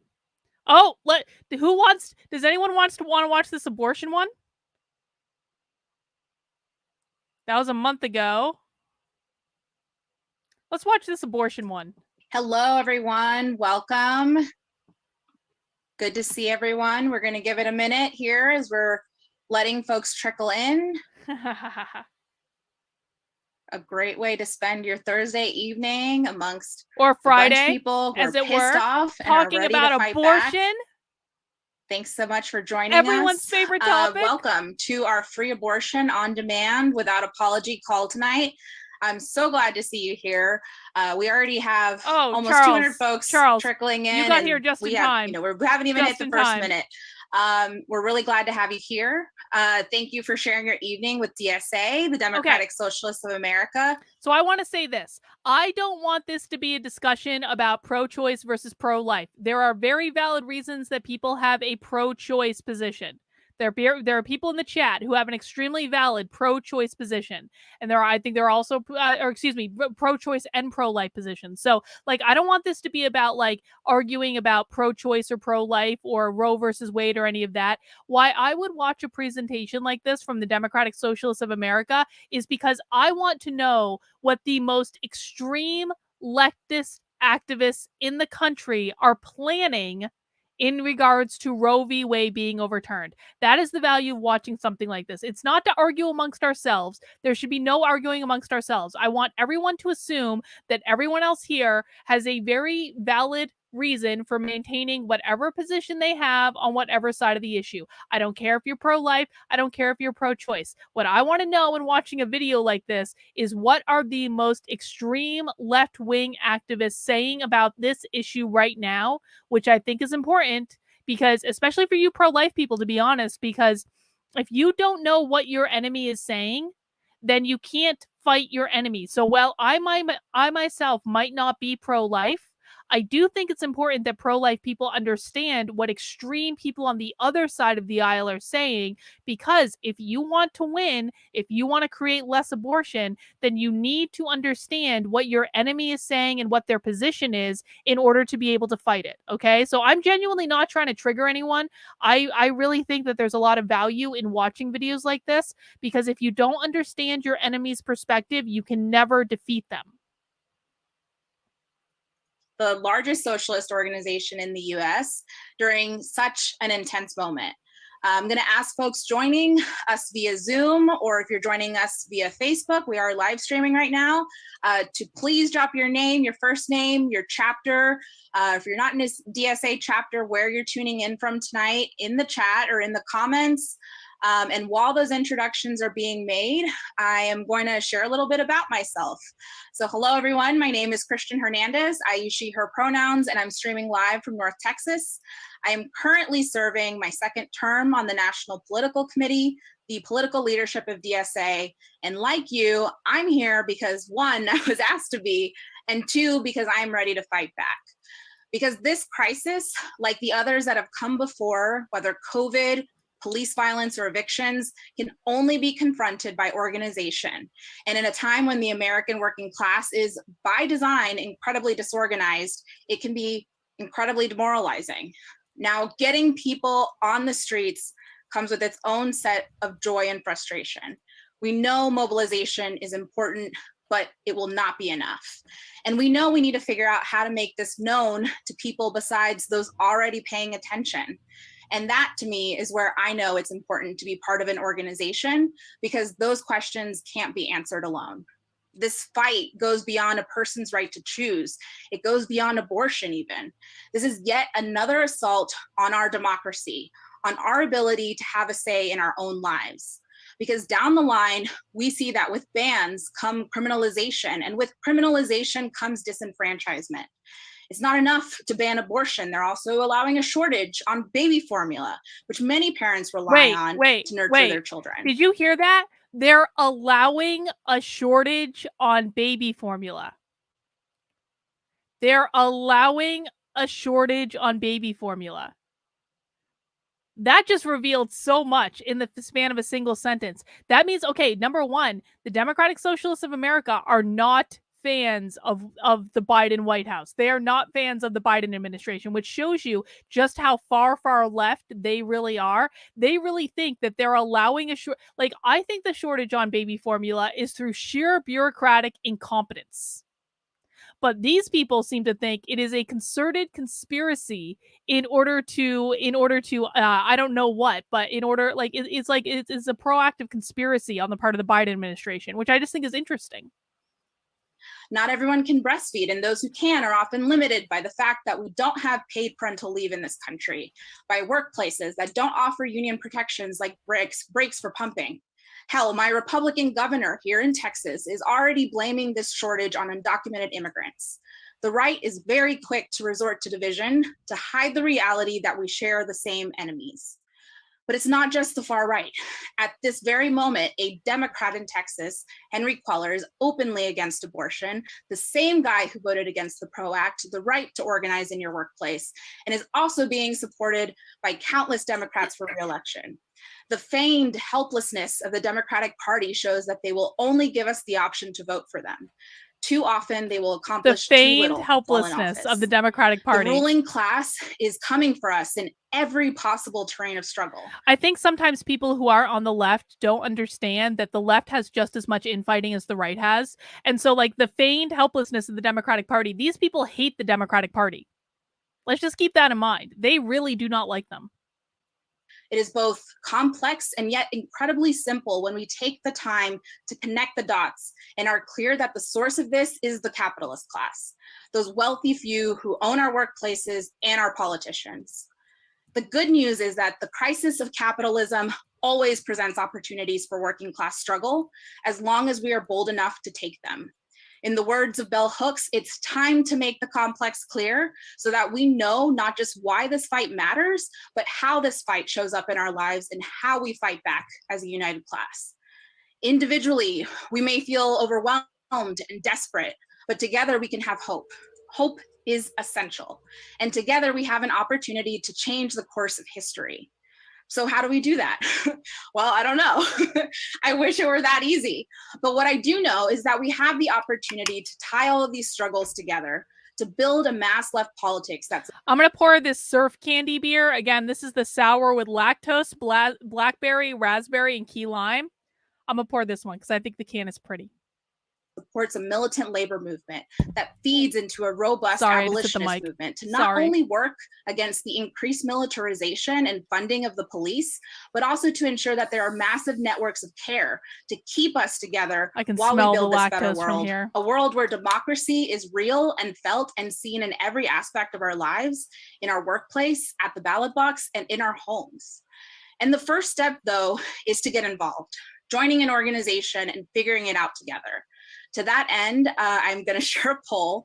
We want to get a sense of who's on the call tonight.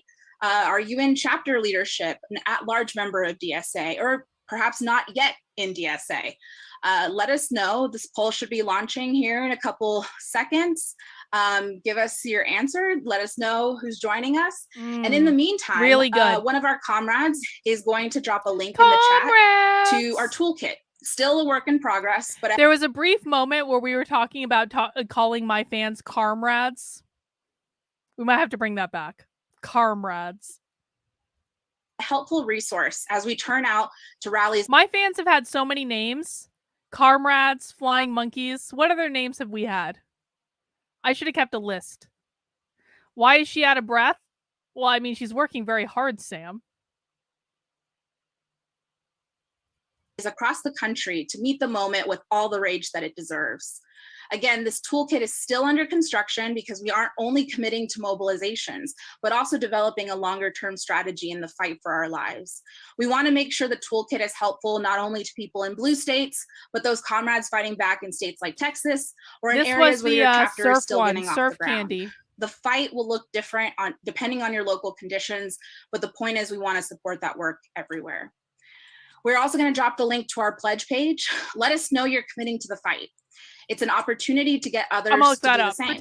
And while we are in the midst of the recommitment drive in DSA, we also want DSA members to call their comrades, call our comrades whose dues are lapsed or expired, invite them out to a rally or to donate to your local fund. We know the attack on abortion rights matter to people, but we also know it matters that people participate. So make the asks. All right, well, enough for me. I got thank that you for pulled up to look participating at in the later. poll if you have already. I'm going to get us going with our first speaker. Jenny Brown is an organizer with the National Women's Liberation Front and author of Birth Strike, The Hidden Fight Over Women's Work and Without Apology, The Abortion Struggle Now. Both her written work and decades as a radical feminist organizer demonstrate that the attack on women and reproductive rights is class warfare and successful strategies that we, the working class, can use to fight back and win. Over to you, Jenny.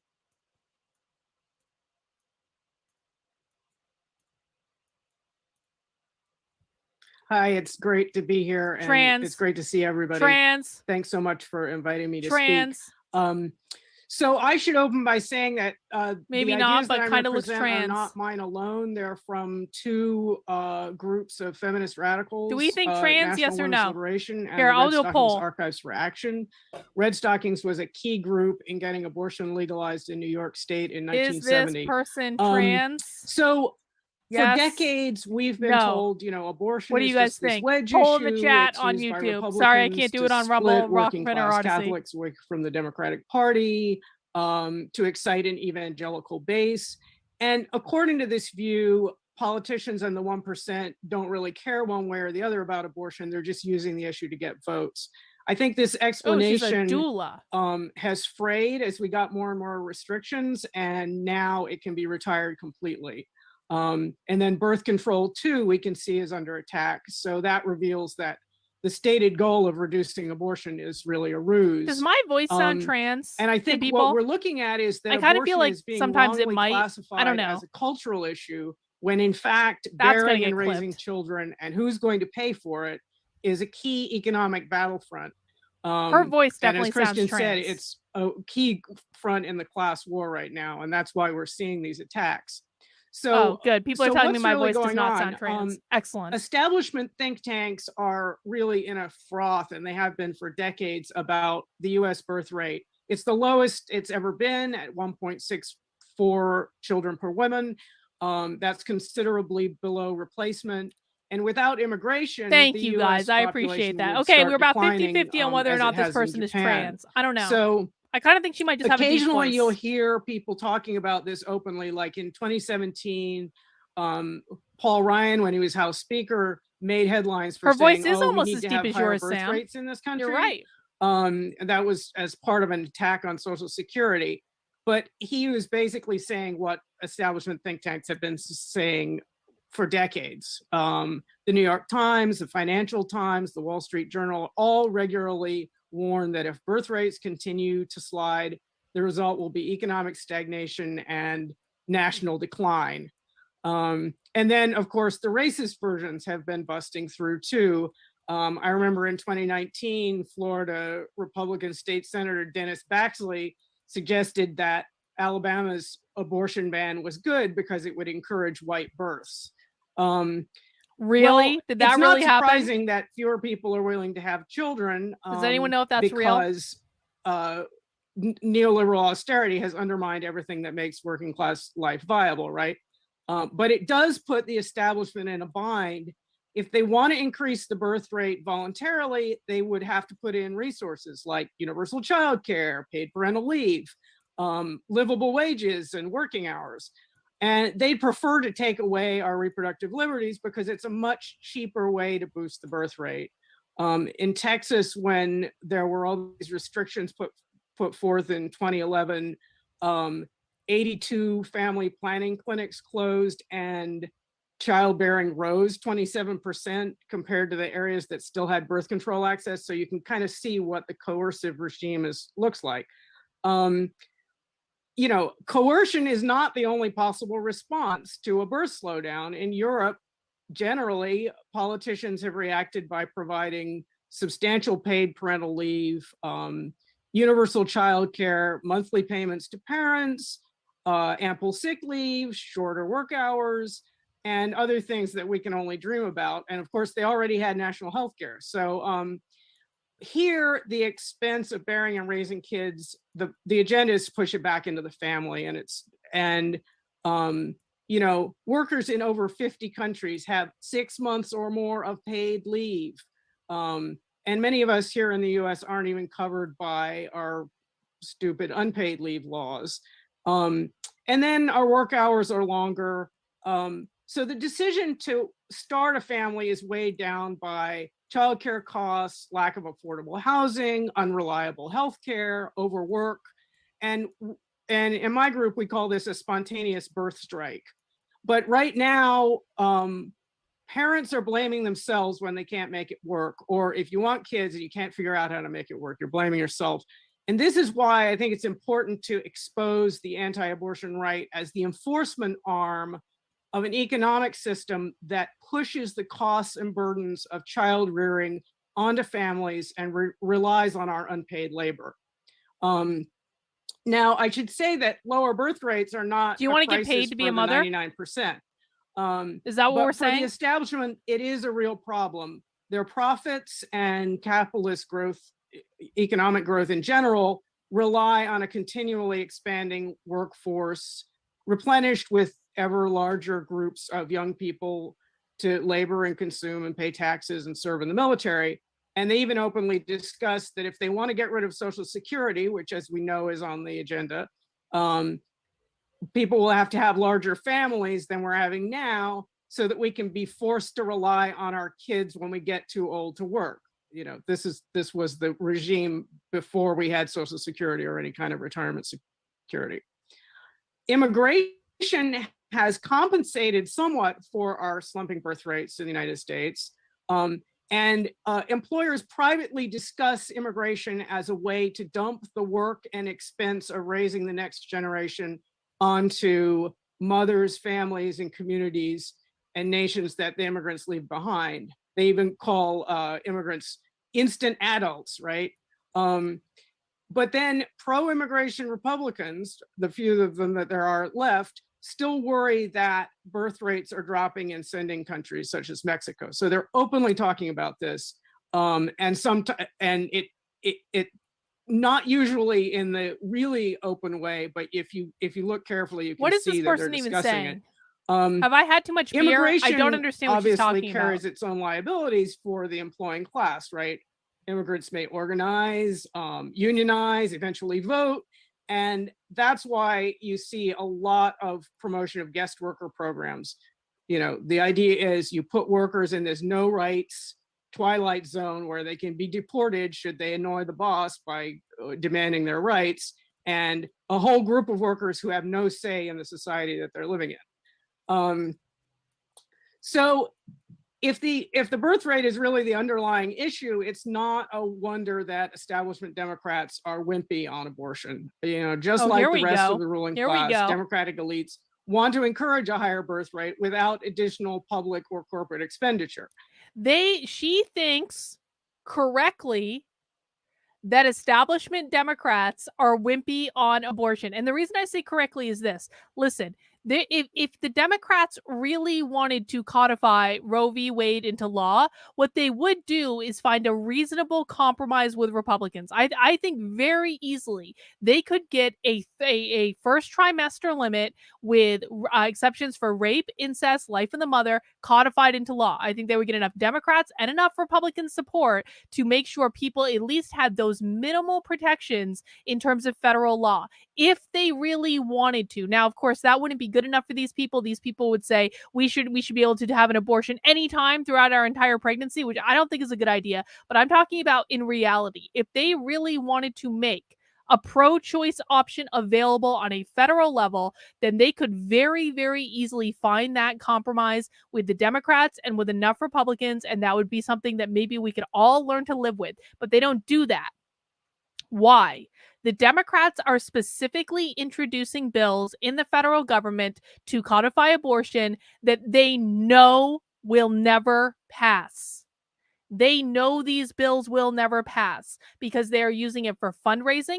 They are using it to activate the base. They do not care about making abortion accessible or available. That's not what the goal is. The goal is only a political win.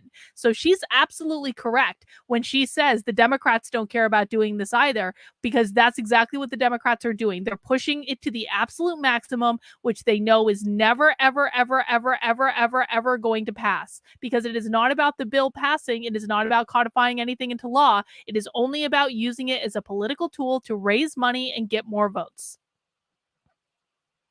And it was the fiasco of the Clintonite healthcare reform in 1993 that led a group of Black women to coin the term reproductive justice, which has since really, I think, opened up the abortion debate and understanding. And reproductive justice is pretty simple. It's we need the right not to have a child, we need the right to have a child, and the right to parent in safe and healthy environments. So we would be stronger in the abortion fight if we recognize that the battle is over our reproductive labor and how cheaply that work will be done. And with a fresh feminist angle showing how attacks on abortion rights and birth control access are about keeping our reproductive labor cheap, I think we have a chance to reach additional people. Many people have only been exposed to kind of a feminism of the 1%, which says, feminism of the 1%. Supporting and raising. We kind of heard a similar thing in the other presentation, didn't we? After all, you had a choice, lean in. But socialists and reproductive justice advocates insist, we aren't dumb or brainwashed for having kids. It's important, difficult work that benefits the whole society. So you could say that abortion is our right to strike against untenable reproductive working conditions, and it's time to defend it on that basis rather than individual choice rhetoric that seems to be everywhere. So a couple of notes on where to go from here. Defy the laws publicly. First, let's remember we had 100 years of underground abortion and it didn't change the laws in our favor. Only when we made the fight public did it make a difference. So while it may feel more concrete to do underground efforts to provide abortions, at least someone is able to get an abortion, by nature it's secret. So we need to also do open defiance of the law, clog the courts and become ungovernable, essentially. The Florida chapter of my group, National Women's Liberation, started a pledge. So they're basically saying they're going to try to overwhelm the courts with as much as they can to create problems. That's interesting. All right. To aid and abet abortion, hashtag aid and abet abortion, in defiance of the Florida legislature. And we're going national with it. This is a strategy that we used to get the morning after pill over the. So they're already. So we know this back when the initial draft of Roe v. Wade got released. I started watching like extreme leftist abortion content, and we know they're already planning to help people break the law. We already know that. They were planning that months ago. They were probably planning that from the minute the Supreme Court case was heard. They already have things in place for this. Sam says, having kids does not benefit society. Raising kids does. Thank you, Sam. Counter. And in that case, we faxed our pledges to defy the law from every corner of the country to the FDA's office. We're going to do a similar thing with this. So if people want to sign on, it's at womensliberation.org. We need to attack the court and the Senate. Let's keep attacking the legitimacy of the Supreme Court and the Senate, which are two undemocratic bodies that are working in tandem to enforce class rule. The only legitimate body is the House. Can spend unlimited money, extends right to work through the public sector, or says states can ban abortion. And then the Senate, with its undemocratic makeup and the filibuster rule, means we don't have any way to respond to any of that with legislation. We need to keep up the fight to put the abortion pill over the counter. This is a fight within the Food and Drug Administration. We managed to get some of the red tape off. You hear that? They're trying to make the abortion pill over the counter. Okay. Pills last December. So now in legal states, you can get pills in the mail, say from abortionondemand.org. But studies are showing that pills will be safe over the counter. So that they're sending abortion drugs through the mail, just like, just like the illegal drugs get traded. So that's a strategy that we need to pursue. A lot of nonprofits, this is a great opportunity for the tens and thousands of people involved in these groups to get more radical. And I think for DSA, let's call them in rather than dismissing them, as I know has happened occasionally. And it has happened recently in Orlando, for example. And then finally, we need to win it through Medicare for all. This is why I think the DSA slogan is good: free abortion on demand without apology. And I would add, since Bernie just reintroduced Medicare for all, through a national health system. One Bernie that is not administered Medicare for by all? the states, but is federal like Medicare. Is that real? So abortion has much more public support than it did in 1973. But through the decades, the bulk of organizing has focused on legal cases and lobbying. With the apologetic, timid, respectable approach you would get if your main audience is funders, judges, and legislators rather than ordinary people. So those tactics have run their course. It's time to return to the tactics. Okay, I don't want to sound glib, and I don't want to sound like I'm suggesting this, because I am not suggesting this, but what do you guys think the likelihood is that one of these crazy socialists is going to try to assassinate a judge? And I know like someone was like trying to assassinate Kavanaugh or had a plan to assassinate Kavanaugh, but like I really think they're going to try it. It would not surprise me at all, not one little bit, if one of these crazy socialists actually tried to assassinate a judge, and actually went through with it, not just threatened to do it, not just plotted to do it, actually tried to go through with it. That won us abortion 50 years ago as part of the broad revolutionary demands of the women's liberation movement and the general freedom struggle. Thanks. Thanks so much, Jenny. Jenny said, we are not apologizing. We're not fucking apologizing in this fight. Thank you so much. If you haven't already, please take a moment to sign the pledge, share it on your social media. And in the meantime, I'm going to introduce our next speaker, a fellow Texan. Kimberella Broxson is a reproductive justice organizer in Austin DSA, a nonprofit abortion worker, and an abortion fund volunteer with the Bridge Collective, a Texas practical support abortion fund. She has been a co-chair of her local DSA chapter and has been organizing in Texas reproductive justice for the last 6 years. So over to you, Kim. Thanks so much, Christian. So absolutely double tapping everything Jenny said, which is not uncommon. Jenny has an excellent analysis in the history of what we've been going through.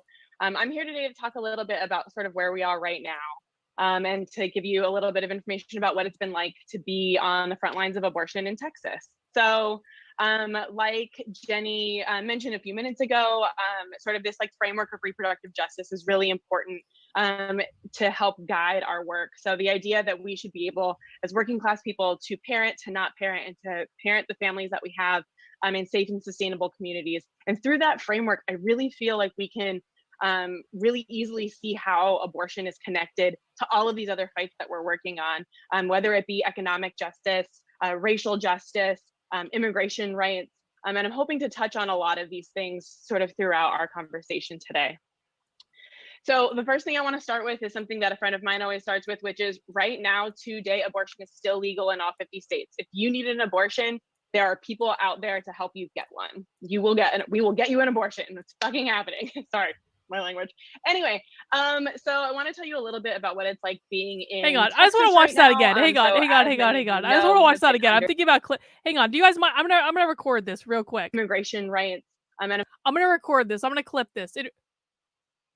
Oh shit. I've accidentally been recording my screen for 31 hours. God, Lord knows what's on this video. Discard immediately. I've accidentally been recording my screen for 31 that explains so much. That explains why my computer has been running slow as fuck all day. It's been bothering me all day. I was like, what the hell is wrong with my computer? Apparently I've been recording my own screen for 31 straight hours. No, I just discarded it. It's fine. It's fine. Hang on, I'll do check my macro. Oh yeah, we're gonna optimize that shit. Hang on, optimizing.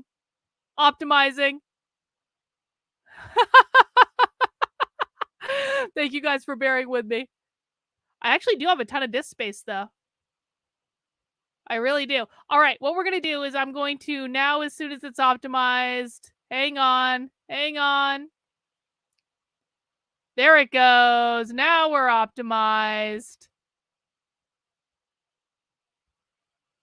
All right, now we're going to clip this. Okay, record screen.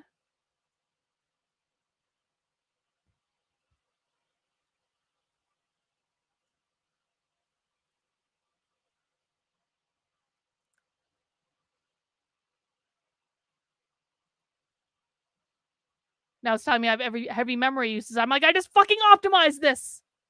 Oh, there it goes. Optimized. All right, now let's record. I'm hoping to touch on a lot of these things sort of I throughout. changed my sound.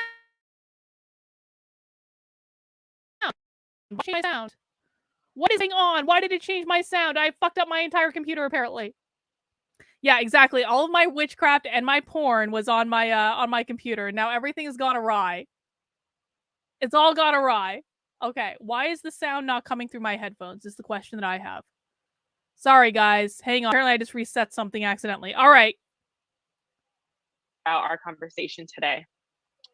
So the first thing I want to start with is something that a friend of mine always starts with, which is right now, today, abortion is still legal in all 50 states. If you need an abortion, there are people out there to help you get one. We will get you an abortion. It's fucking happening. Sorry, my language. Anyway, so I want to. All right, got the clip. Stop record at only a minute. There we go. Now we can continue. Thank you for indulging me. I'll tell you a little bit about what it's like being in Texas right now. So as many of you know, we have been under this SB 8 law since September 1st. SB 8 was a law that we weren't really sure was going to ever go into effect because I think there was definitely a thought that along the line somewhere, surely a court would stop this thing that is clearly unconstitutional.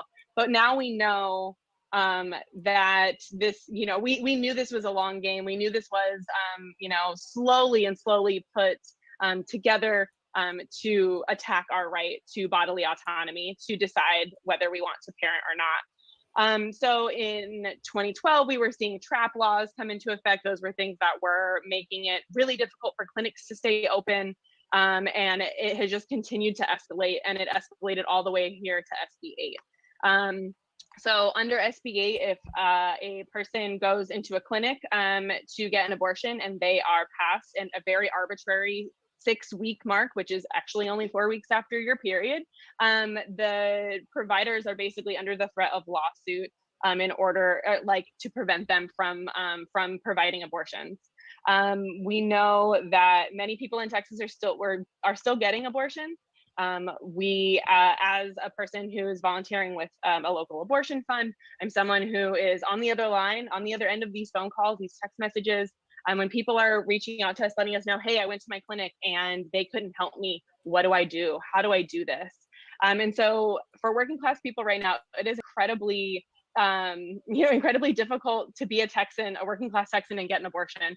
I will say that it has sort of turned work at the Bridge Collective, which again is a volunteer organization, into, we're basically mini travel agents. We're working with people who are already parents, who already have kids, to coordinate several days of out-of-state travel that's getting increasingly more expensive the longer the clinic delays. Right, so with the vast number of people in Texas and now in Oklahoma needing to seek abortions outside of their own state, our neighboring state clinics are starting to get backed up. So I'm really just going over this to really help folks understand the impact of what we're dealing with right now and what it's very likely we will see when Roe falls in the summer. So like I mentioned, we've got a lot of folks who are giving us calls, hey, can you help me with gas money? Can you help me with flights? We're often working with many other abortion funds to help meet a single person's need. And we're also running into a lot of impacts of things like immigration issues. For example, Texas is an enormous state. For folks who are living in the Rio Grande Valley, which is in southern Texas, there are border checkpoints 100 miles around. And if you can't safely go through a border checkpoint, how are you supposed to travel out of state to get the abortion that you need? So we've been seeing really, really clearly the impacts of all of these struggles, right? This horrible. Just to note, this is on May 13th. So this was about a little over a month ago. So this was recorded after the decision was leaked, but before the decision was official. Very authoritarian government that we're living in as Texans right now. Greg Abbott is just doing whatever the hell he wants and no one's stopping him.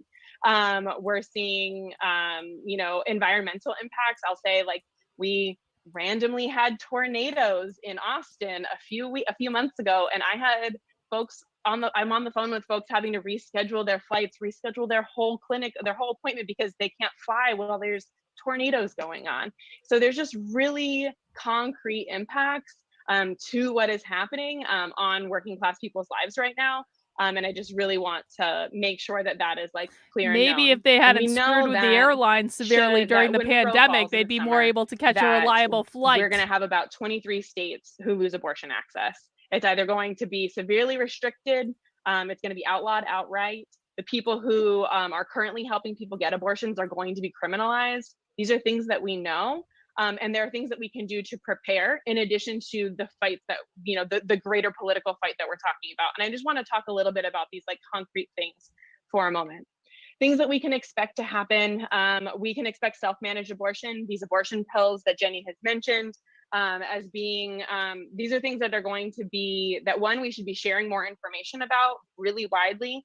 Plantipills.org is a great place to learn all about abortion pills, how to get them, how to use them, and resources that you should know. Because in some states it is, we're really walking a line of legality here, right? So knowing that there's a medication abortion hotline, knowing there's a reproductive legal defense fund for people who are accused of self-managing their abortion outside of a clinic. Right.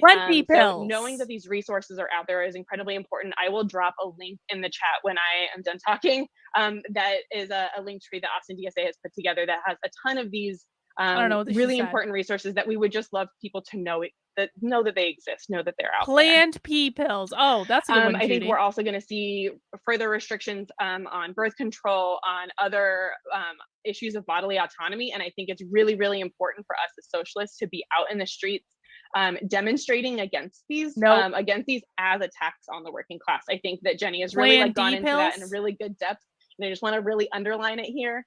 because That's why people have it's to really important enunciate. to me that we understand that these fights Nope. are connected, and we should be out very vocally fighting for fighting for Medicare for all, right? Nope. Fighting for universal health care. Not Plan B fighting either. for free childcare, for paid parental leave, right? We tried. So if anyone all of figures it these out, different these different policies are really tenets of It's not reproductive Plan B. justice, right? In action. You should be able to parent if you want, parent if you don't want to. You should be able to take the time off that you need to care for your No. children. You should be able to. It's not Plan B, guys. I tried Plan B. Also, Plan B is not an abortion pill. Plan B is something you take, like, you have to take it within, I'm a Plan B fucking specialist. You have to take it within, like, a day or two of you having sex, and it's more effective if you take it within, like, a day. It doesn't like abort, it just prevents the whatever from implanting. It's not like an abortion pill, though. Not have to choose between rent and childcare, and that's exactly what we're seeing right now. So I think that taking these fights on as the national organization that we are, especially because like, you're not gonna have I think time something to that get we maybe forget also being a national organization is that we have you're not gonna have time to get Plan B if you're ordering it through the mail. Also, like, you can get Plan B over the counter. You can go into any CVS and get it. It's not that hard. I know nothing about this. I have no experience, obviously. have chapters all over the country. We need to be talking to each other. We need to find out, what are you doing? I know the mutual aid working group is on this, reaching out to chapters to find out, what are you working on? How can we share resources? We've got our toolkit. This stuff is really important. And I think finding ways that we can really work together and work with other groups who are already doing this work is incredibly important. Plan B is like a gift from God. DSA's it is a gift from the I universe. think it is incredibly important to support abortion Just funds. be honest. It's not an abortion. It is a gift. But the work of abortion funds, they have been, they're on the front lines, making sure that people are getting the healthcare that they need, and having people show up. For example, this weekend, Austin DSA threw a kit packing party for the Bridge Collective. A kit packing party? Folded zines. We had 100 people come out to sticker Plan B and fold zines and learn the difference between Plan B and abortion pills. And all of those not people the same. went out and told other people. So I think that sort of presence in our communities is incredibly important, and showing abortion funds that we're here in this fight with them to do work like lobbying, to do work like protesting that is maybe not something that they are as able to do, especially as 501c3 organizations. I think that while we're out protesting, we need to be smart. We need to have strategic tactics. Folks need to not talk to the police. I just think that there's a whole lot that we can learn here from other movements. And I think things like, we have the Red Rabbits and Marshals, and all of those things are incredibly important if we're going to be out there. I know there's a lot of folks wanting to do things like clinic defense and protesting in front of clinics. And I would say check in with the groups who are already doing that stuff. Make sure that your clinic wants you out there. Some do not. It's really, really stressful for the people going in to get healthcare. So these are things that groups are already doing. But I know that there are things that DSA can be doing that maybe we are, maybe we aren't, and we should start. Yeah. So things like pressuring your no one should talk to the police. To be pushing for resolutions in defense of abortion care.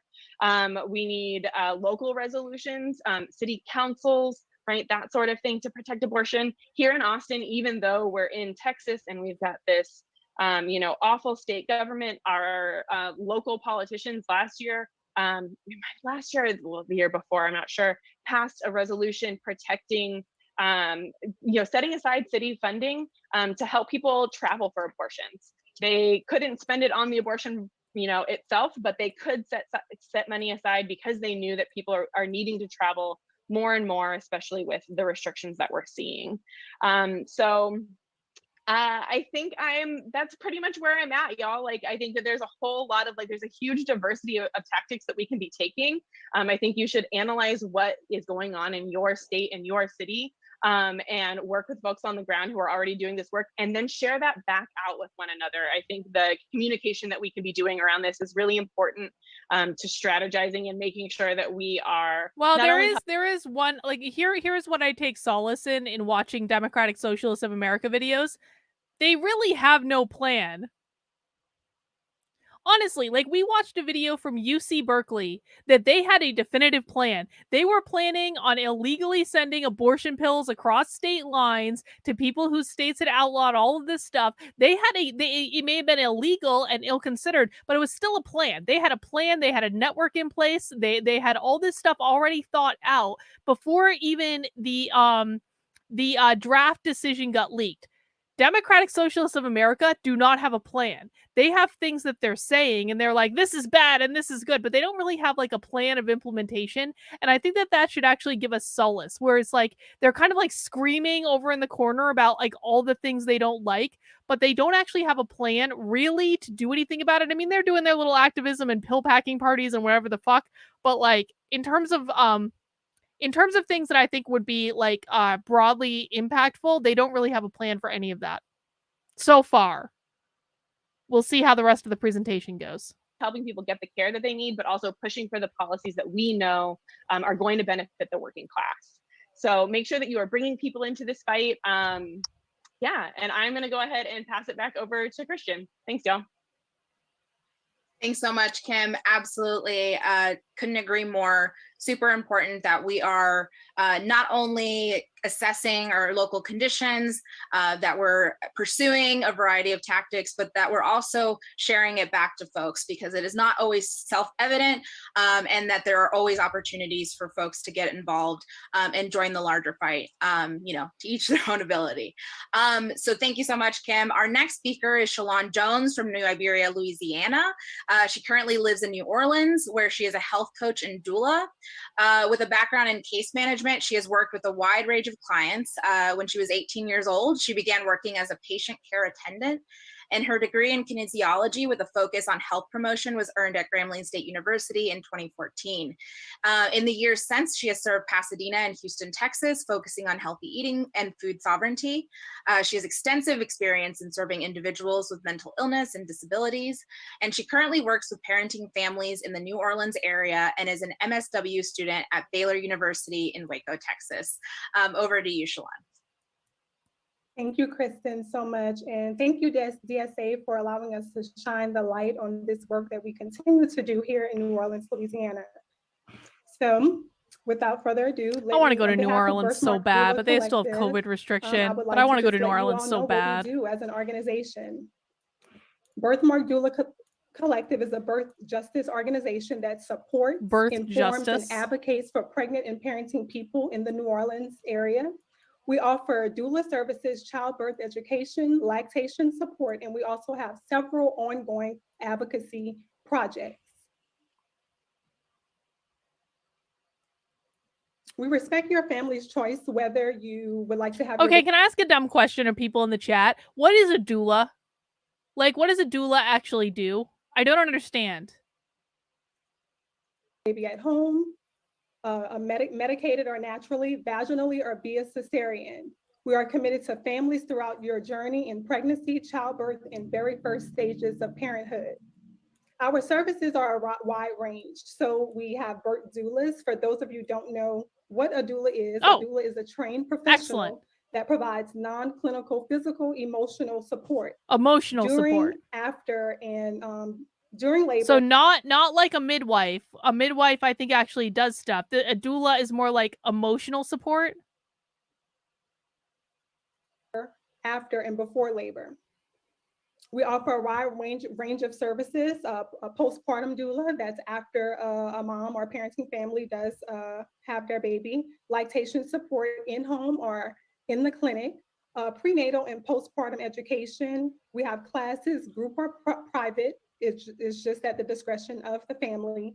And then we also have nurse advocacy services and student doula programs. I would not want a doula. That would annoy the hell out of me. A wide range of programs. I would definitely not want a doula. We have a breastfeeding support group, and that's located in the unfortunate moment in which I had a child. I would not want a doula. Lake Charles and Shreveport.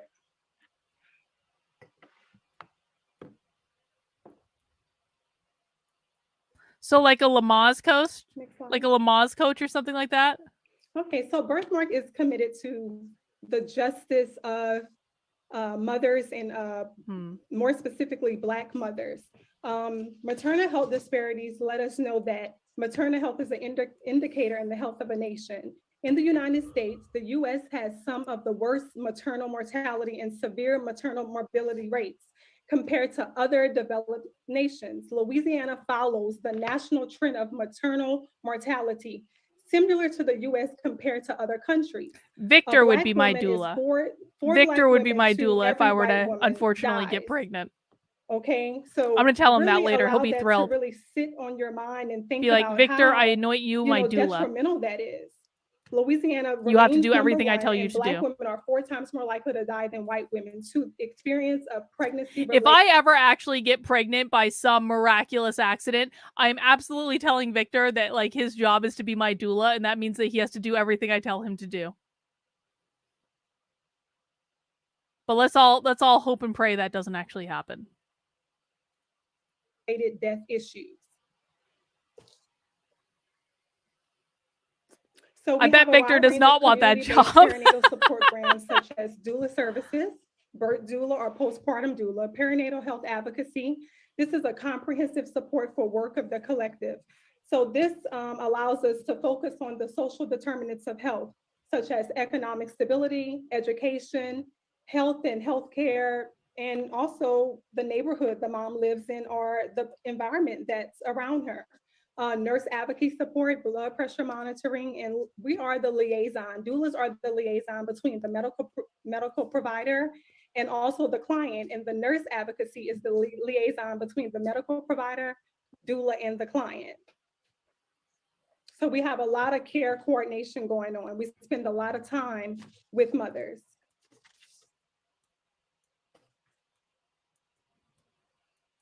Okay, so you may ask the question, why America's Black mothers and babies are in a life or death crisis? I don't think that's true. You got the answer just before I started, just before this slide came up. That seems They're hyperbolic. fighting their social determinants of health. We have a lot of factors, but Birthmark Doula Collective here in New Orleans continues to pound the pavement in our community, within our community and surrounding areas. And we can't do this alone, and we don't do it alone. We also have the Mama Policy Health Agenda that allows us to address social determinants of health, and we do this under the Merck of Mothers Safer Childbirth City Initiative. This is in coordination with the Institute of Women and Ethnic Studies and the National Birth Equity Collaborative. We join together to improve maternal health outcomes for Black birthing people here in the city.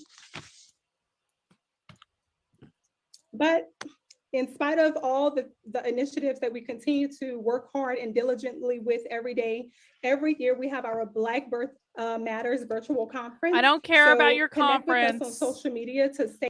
This woman is boring. I want someone else. Sorry, if we're fast forwarding. She's just doing an infomercial. Fight alone, and that we're was not going to be able to do infomercial. that without extensive networks of care as we go hit the streets and broaden this movement and the momentum. Again, like reassuring of the utter incompetence of these people. Next up, I'm going to introduce Abby Solomon. She's a family medicine resident in Boston, focusing on reproductive health care, and serves as a union delegate for the Committee of Interns and Residents. She's also a member of the Healthcare Workers Collective, a part of DSA's Labor Commission. So over to you, Abby. Thanks, Christian. Hi, everyone. My name's Abby Solomon. I'm calling you from Boston, and I'm going to talk to you a little bit about my experience in becoming an abortion provider. I went to medical school in New Orleans, so I was really excited to hear from Shalon about the work Birthmark Doulas is doing. They're awesome. In New Orleans, there's only one really small abortion clinic. There's only 3 clinics in the whole state of Louisiana. And I was able to spend one day shadowing the doctor there. And I was really shocked at the low quality care that had to be given in order to meet the patient demand. You know, there's so many patients in the waiting room. The doctor has to go as quickly as possible in order to see everyone. And abortion is such a time-sensitive procedure that we need to get it done on that day at whatever sacrifice. Also during medical school, they taught us about miscarriage management, but not as much about abortion, medication, and procedural, and even less shadowing opportunities were available. So I was in this club called Medical Students for Choice, where our main goal was to They had fill a these gaps in club. our curriculum. And it was Wait, really cool to sort of seriously? foster a whole class of Wait, in medical school, they're not teaching people about abortion at all, so they're forming a club to teach each other about abortion? Does anyone think that that might be rife for problems? Like, they're not being taught by actual doctors about how to do these procedures, like, safely. They're forming student clubs to teach each other how to do these procedures. That makes me even less inclined to ever go through one of these procedures. That doesn't seem safe. That doesn't seem like a good idea. doctors that really cared about reproductive justice going forward. A major reason for the inaccessibility of abortion in Louisiana is that there's simply not enough willing providers. So I left New Orleans with the determination that I would become an abortion provider and help with this demand. That's why I decided to do my residency in Massachusetts, where I felt I could more easily obtain this training.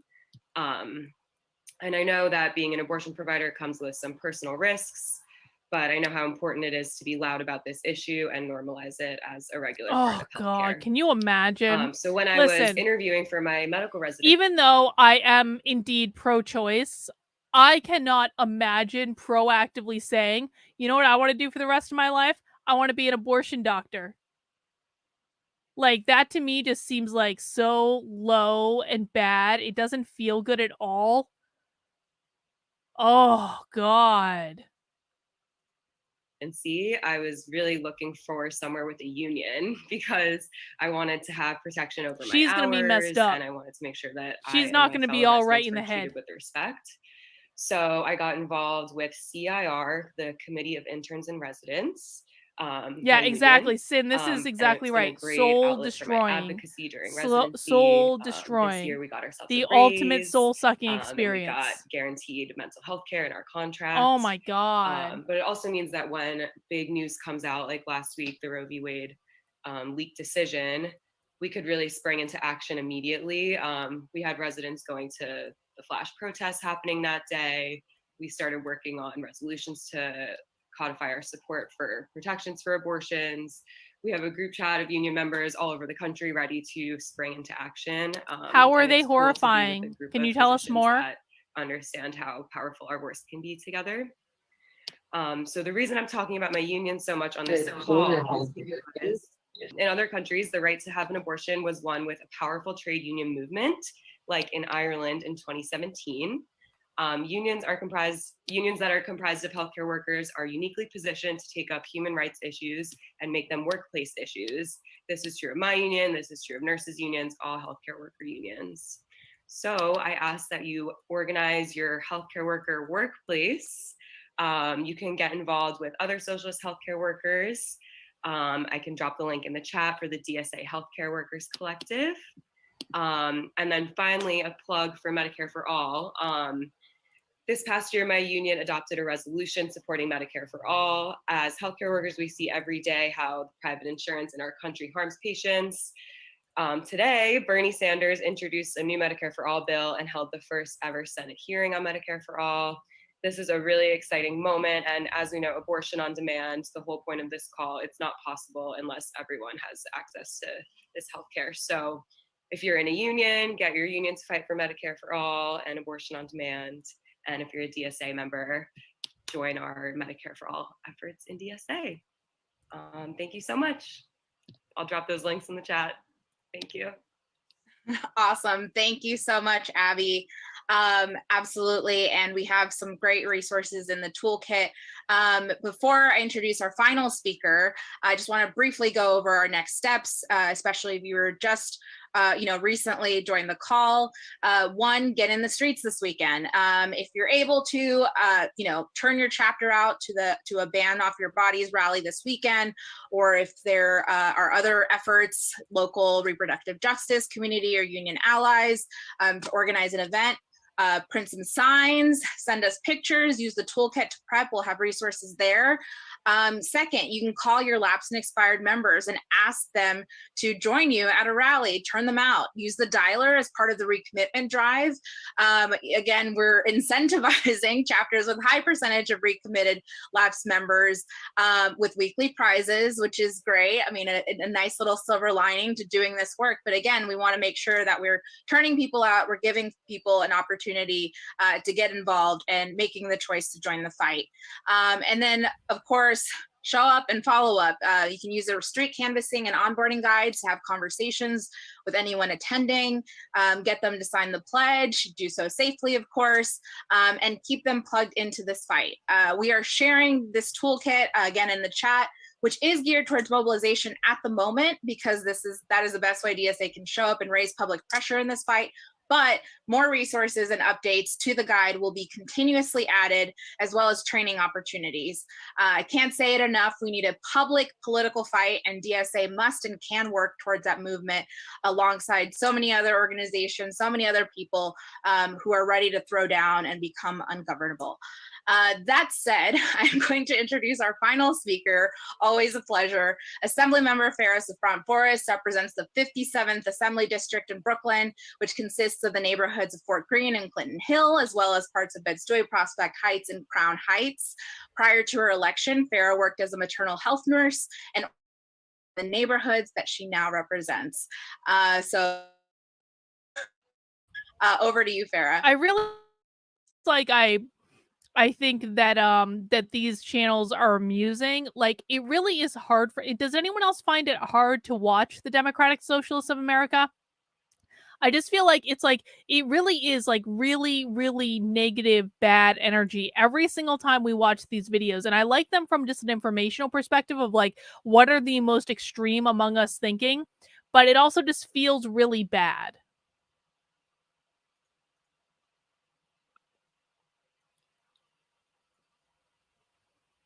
Unmute myself. Hi, everyone. I hope everyone is having a wonderful evening. I am truly, truly excited to follow all the great speakers on this phone. They all look like just like shells of people, shells of real people. In essence, it really behooves all of us. It is very important for all of us to get involved in any way possible to make sure that we defend our rights to live the life that we want. So as Christian said, I am an assembly member in Brooklyn, representing the best parts of Brooklyn. I don't know if you're from Brooklyn, it's New York, Fort Greene Park, Pleasant Hill, Prospect Heights. But I represent a very diverse neighborhood. Yes, John. It's like really, their souls are taken. Yes, I agree. Has been through some, when we think about the Crown Heights riots, when we talk about poverty and just the change in the gentrification. But one thing that has always remained, though, is that this idea that we can't go back. Like, progressive ideals are the ideals of everyone, that we have to find a way to move forward. And whether that means, we can argue about housing, we can argue about a lot of things, but the body has to be protected. And so when I ran, one second.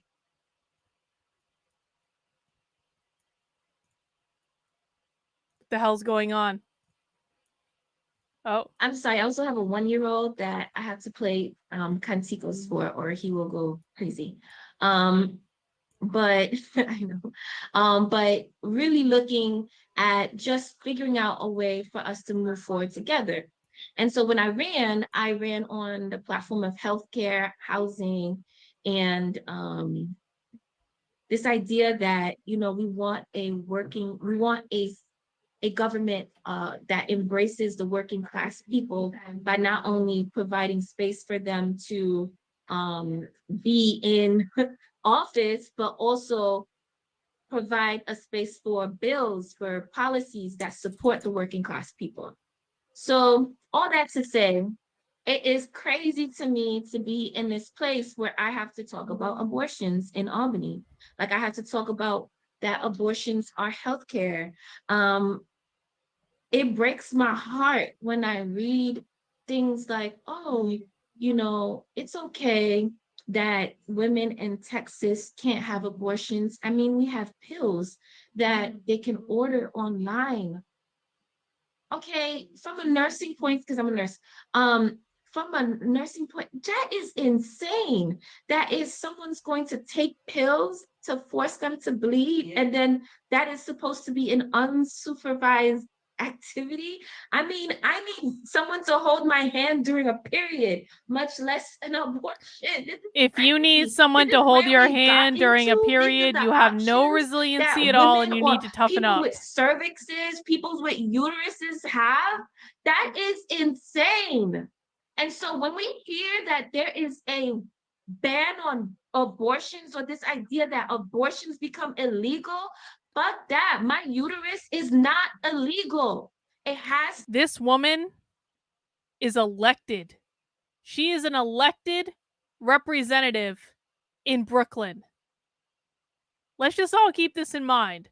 People voted for this woman to represent them. That is terrifying to me. That is terrifying. She is not smart at all in any way. To be supported, it has to be loved, it has to be nurtured. And if I have to be the one assemblywoman that has to like throw a tampon in somebody's face, I will do that. Oh, good. Okay, sorry, Yeah, that's definitely going to get stuff done. That's you throwing a tampon in someone's face is definitely going to accomplish real things in the real world. So, absolutely. Nothing could go wrong with that plan at all. That being said, it really is important for us to understand the attack. It is an attack on working class women. It is an attack on Black women. It is an attack on the idea of us, and an attack on the I wonder family. if she considers Clarence The Thomas to idea be that Black. A man has the right to speak over a woman, the right that a person who's outside of a family can now make decisions for this family. I really support any effort in New York State. We are working on the, oh gosh, forgive me because I do not remember the name of the bill, but it's basically to do a constitutional change to make sure that whatever happens with the Supreme Court and whatever decisions that they make, that in New York, we stand strong for women's rights. We stand strong for abortion rights. When I find out the number, I'll drop it in the box. But today is a long day. It is now 9:22, and I will return the spotlight to Christian. Thank you so much for allowing me to speak on this very important issue. Thank you so much, Farah. Always a pleasure. Again, can't wait to come by to New York and give some love to your wonderful, wonderful child. But again, that's the end of our call. Thank you so much, everyone, for joining us tonight. There's so much to do. We'll be dropping the links in the chat. But no doubt, please do not doubt that we can get it done together. We will see you on the streets. Let's make sure as we're facing this moment that we show each other care, but make sure that we're also giving them hell. Solidarity, everyone. Have a good night. Solidarity, everyone. All right, guys. I think that is all we have for today. Sam says if she doesn't want outsider, she would remove. Would she remove Child Protective Services? Yeah. I really don't think, Sam, she was the brightest crayon in the box. You know what? That second presentation, I mean, both of those presentations were hard to watch, but I think what both of those presentations have in common is the absolute buffoonery of both of them. Like, I don't think anyone in either of those presentations is accomplishing anything. So they can scream and cry and read on the internet all they want. It doesn't really matter. They're not accomplishing anything. They're not very smart people. They're not.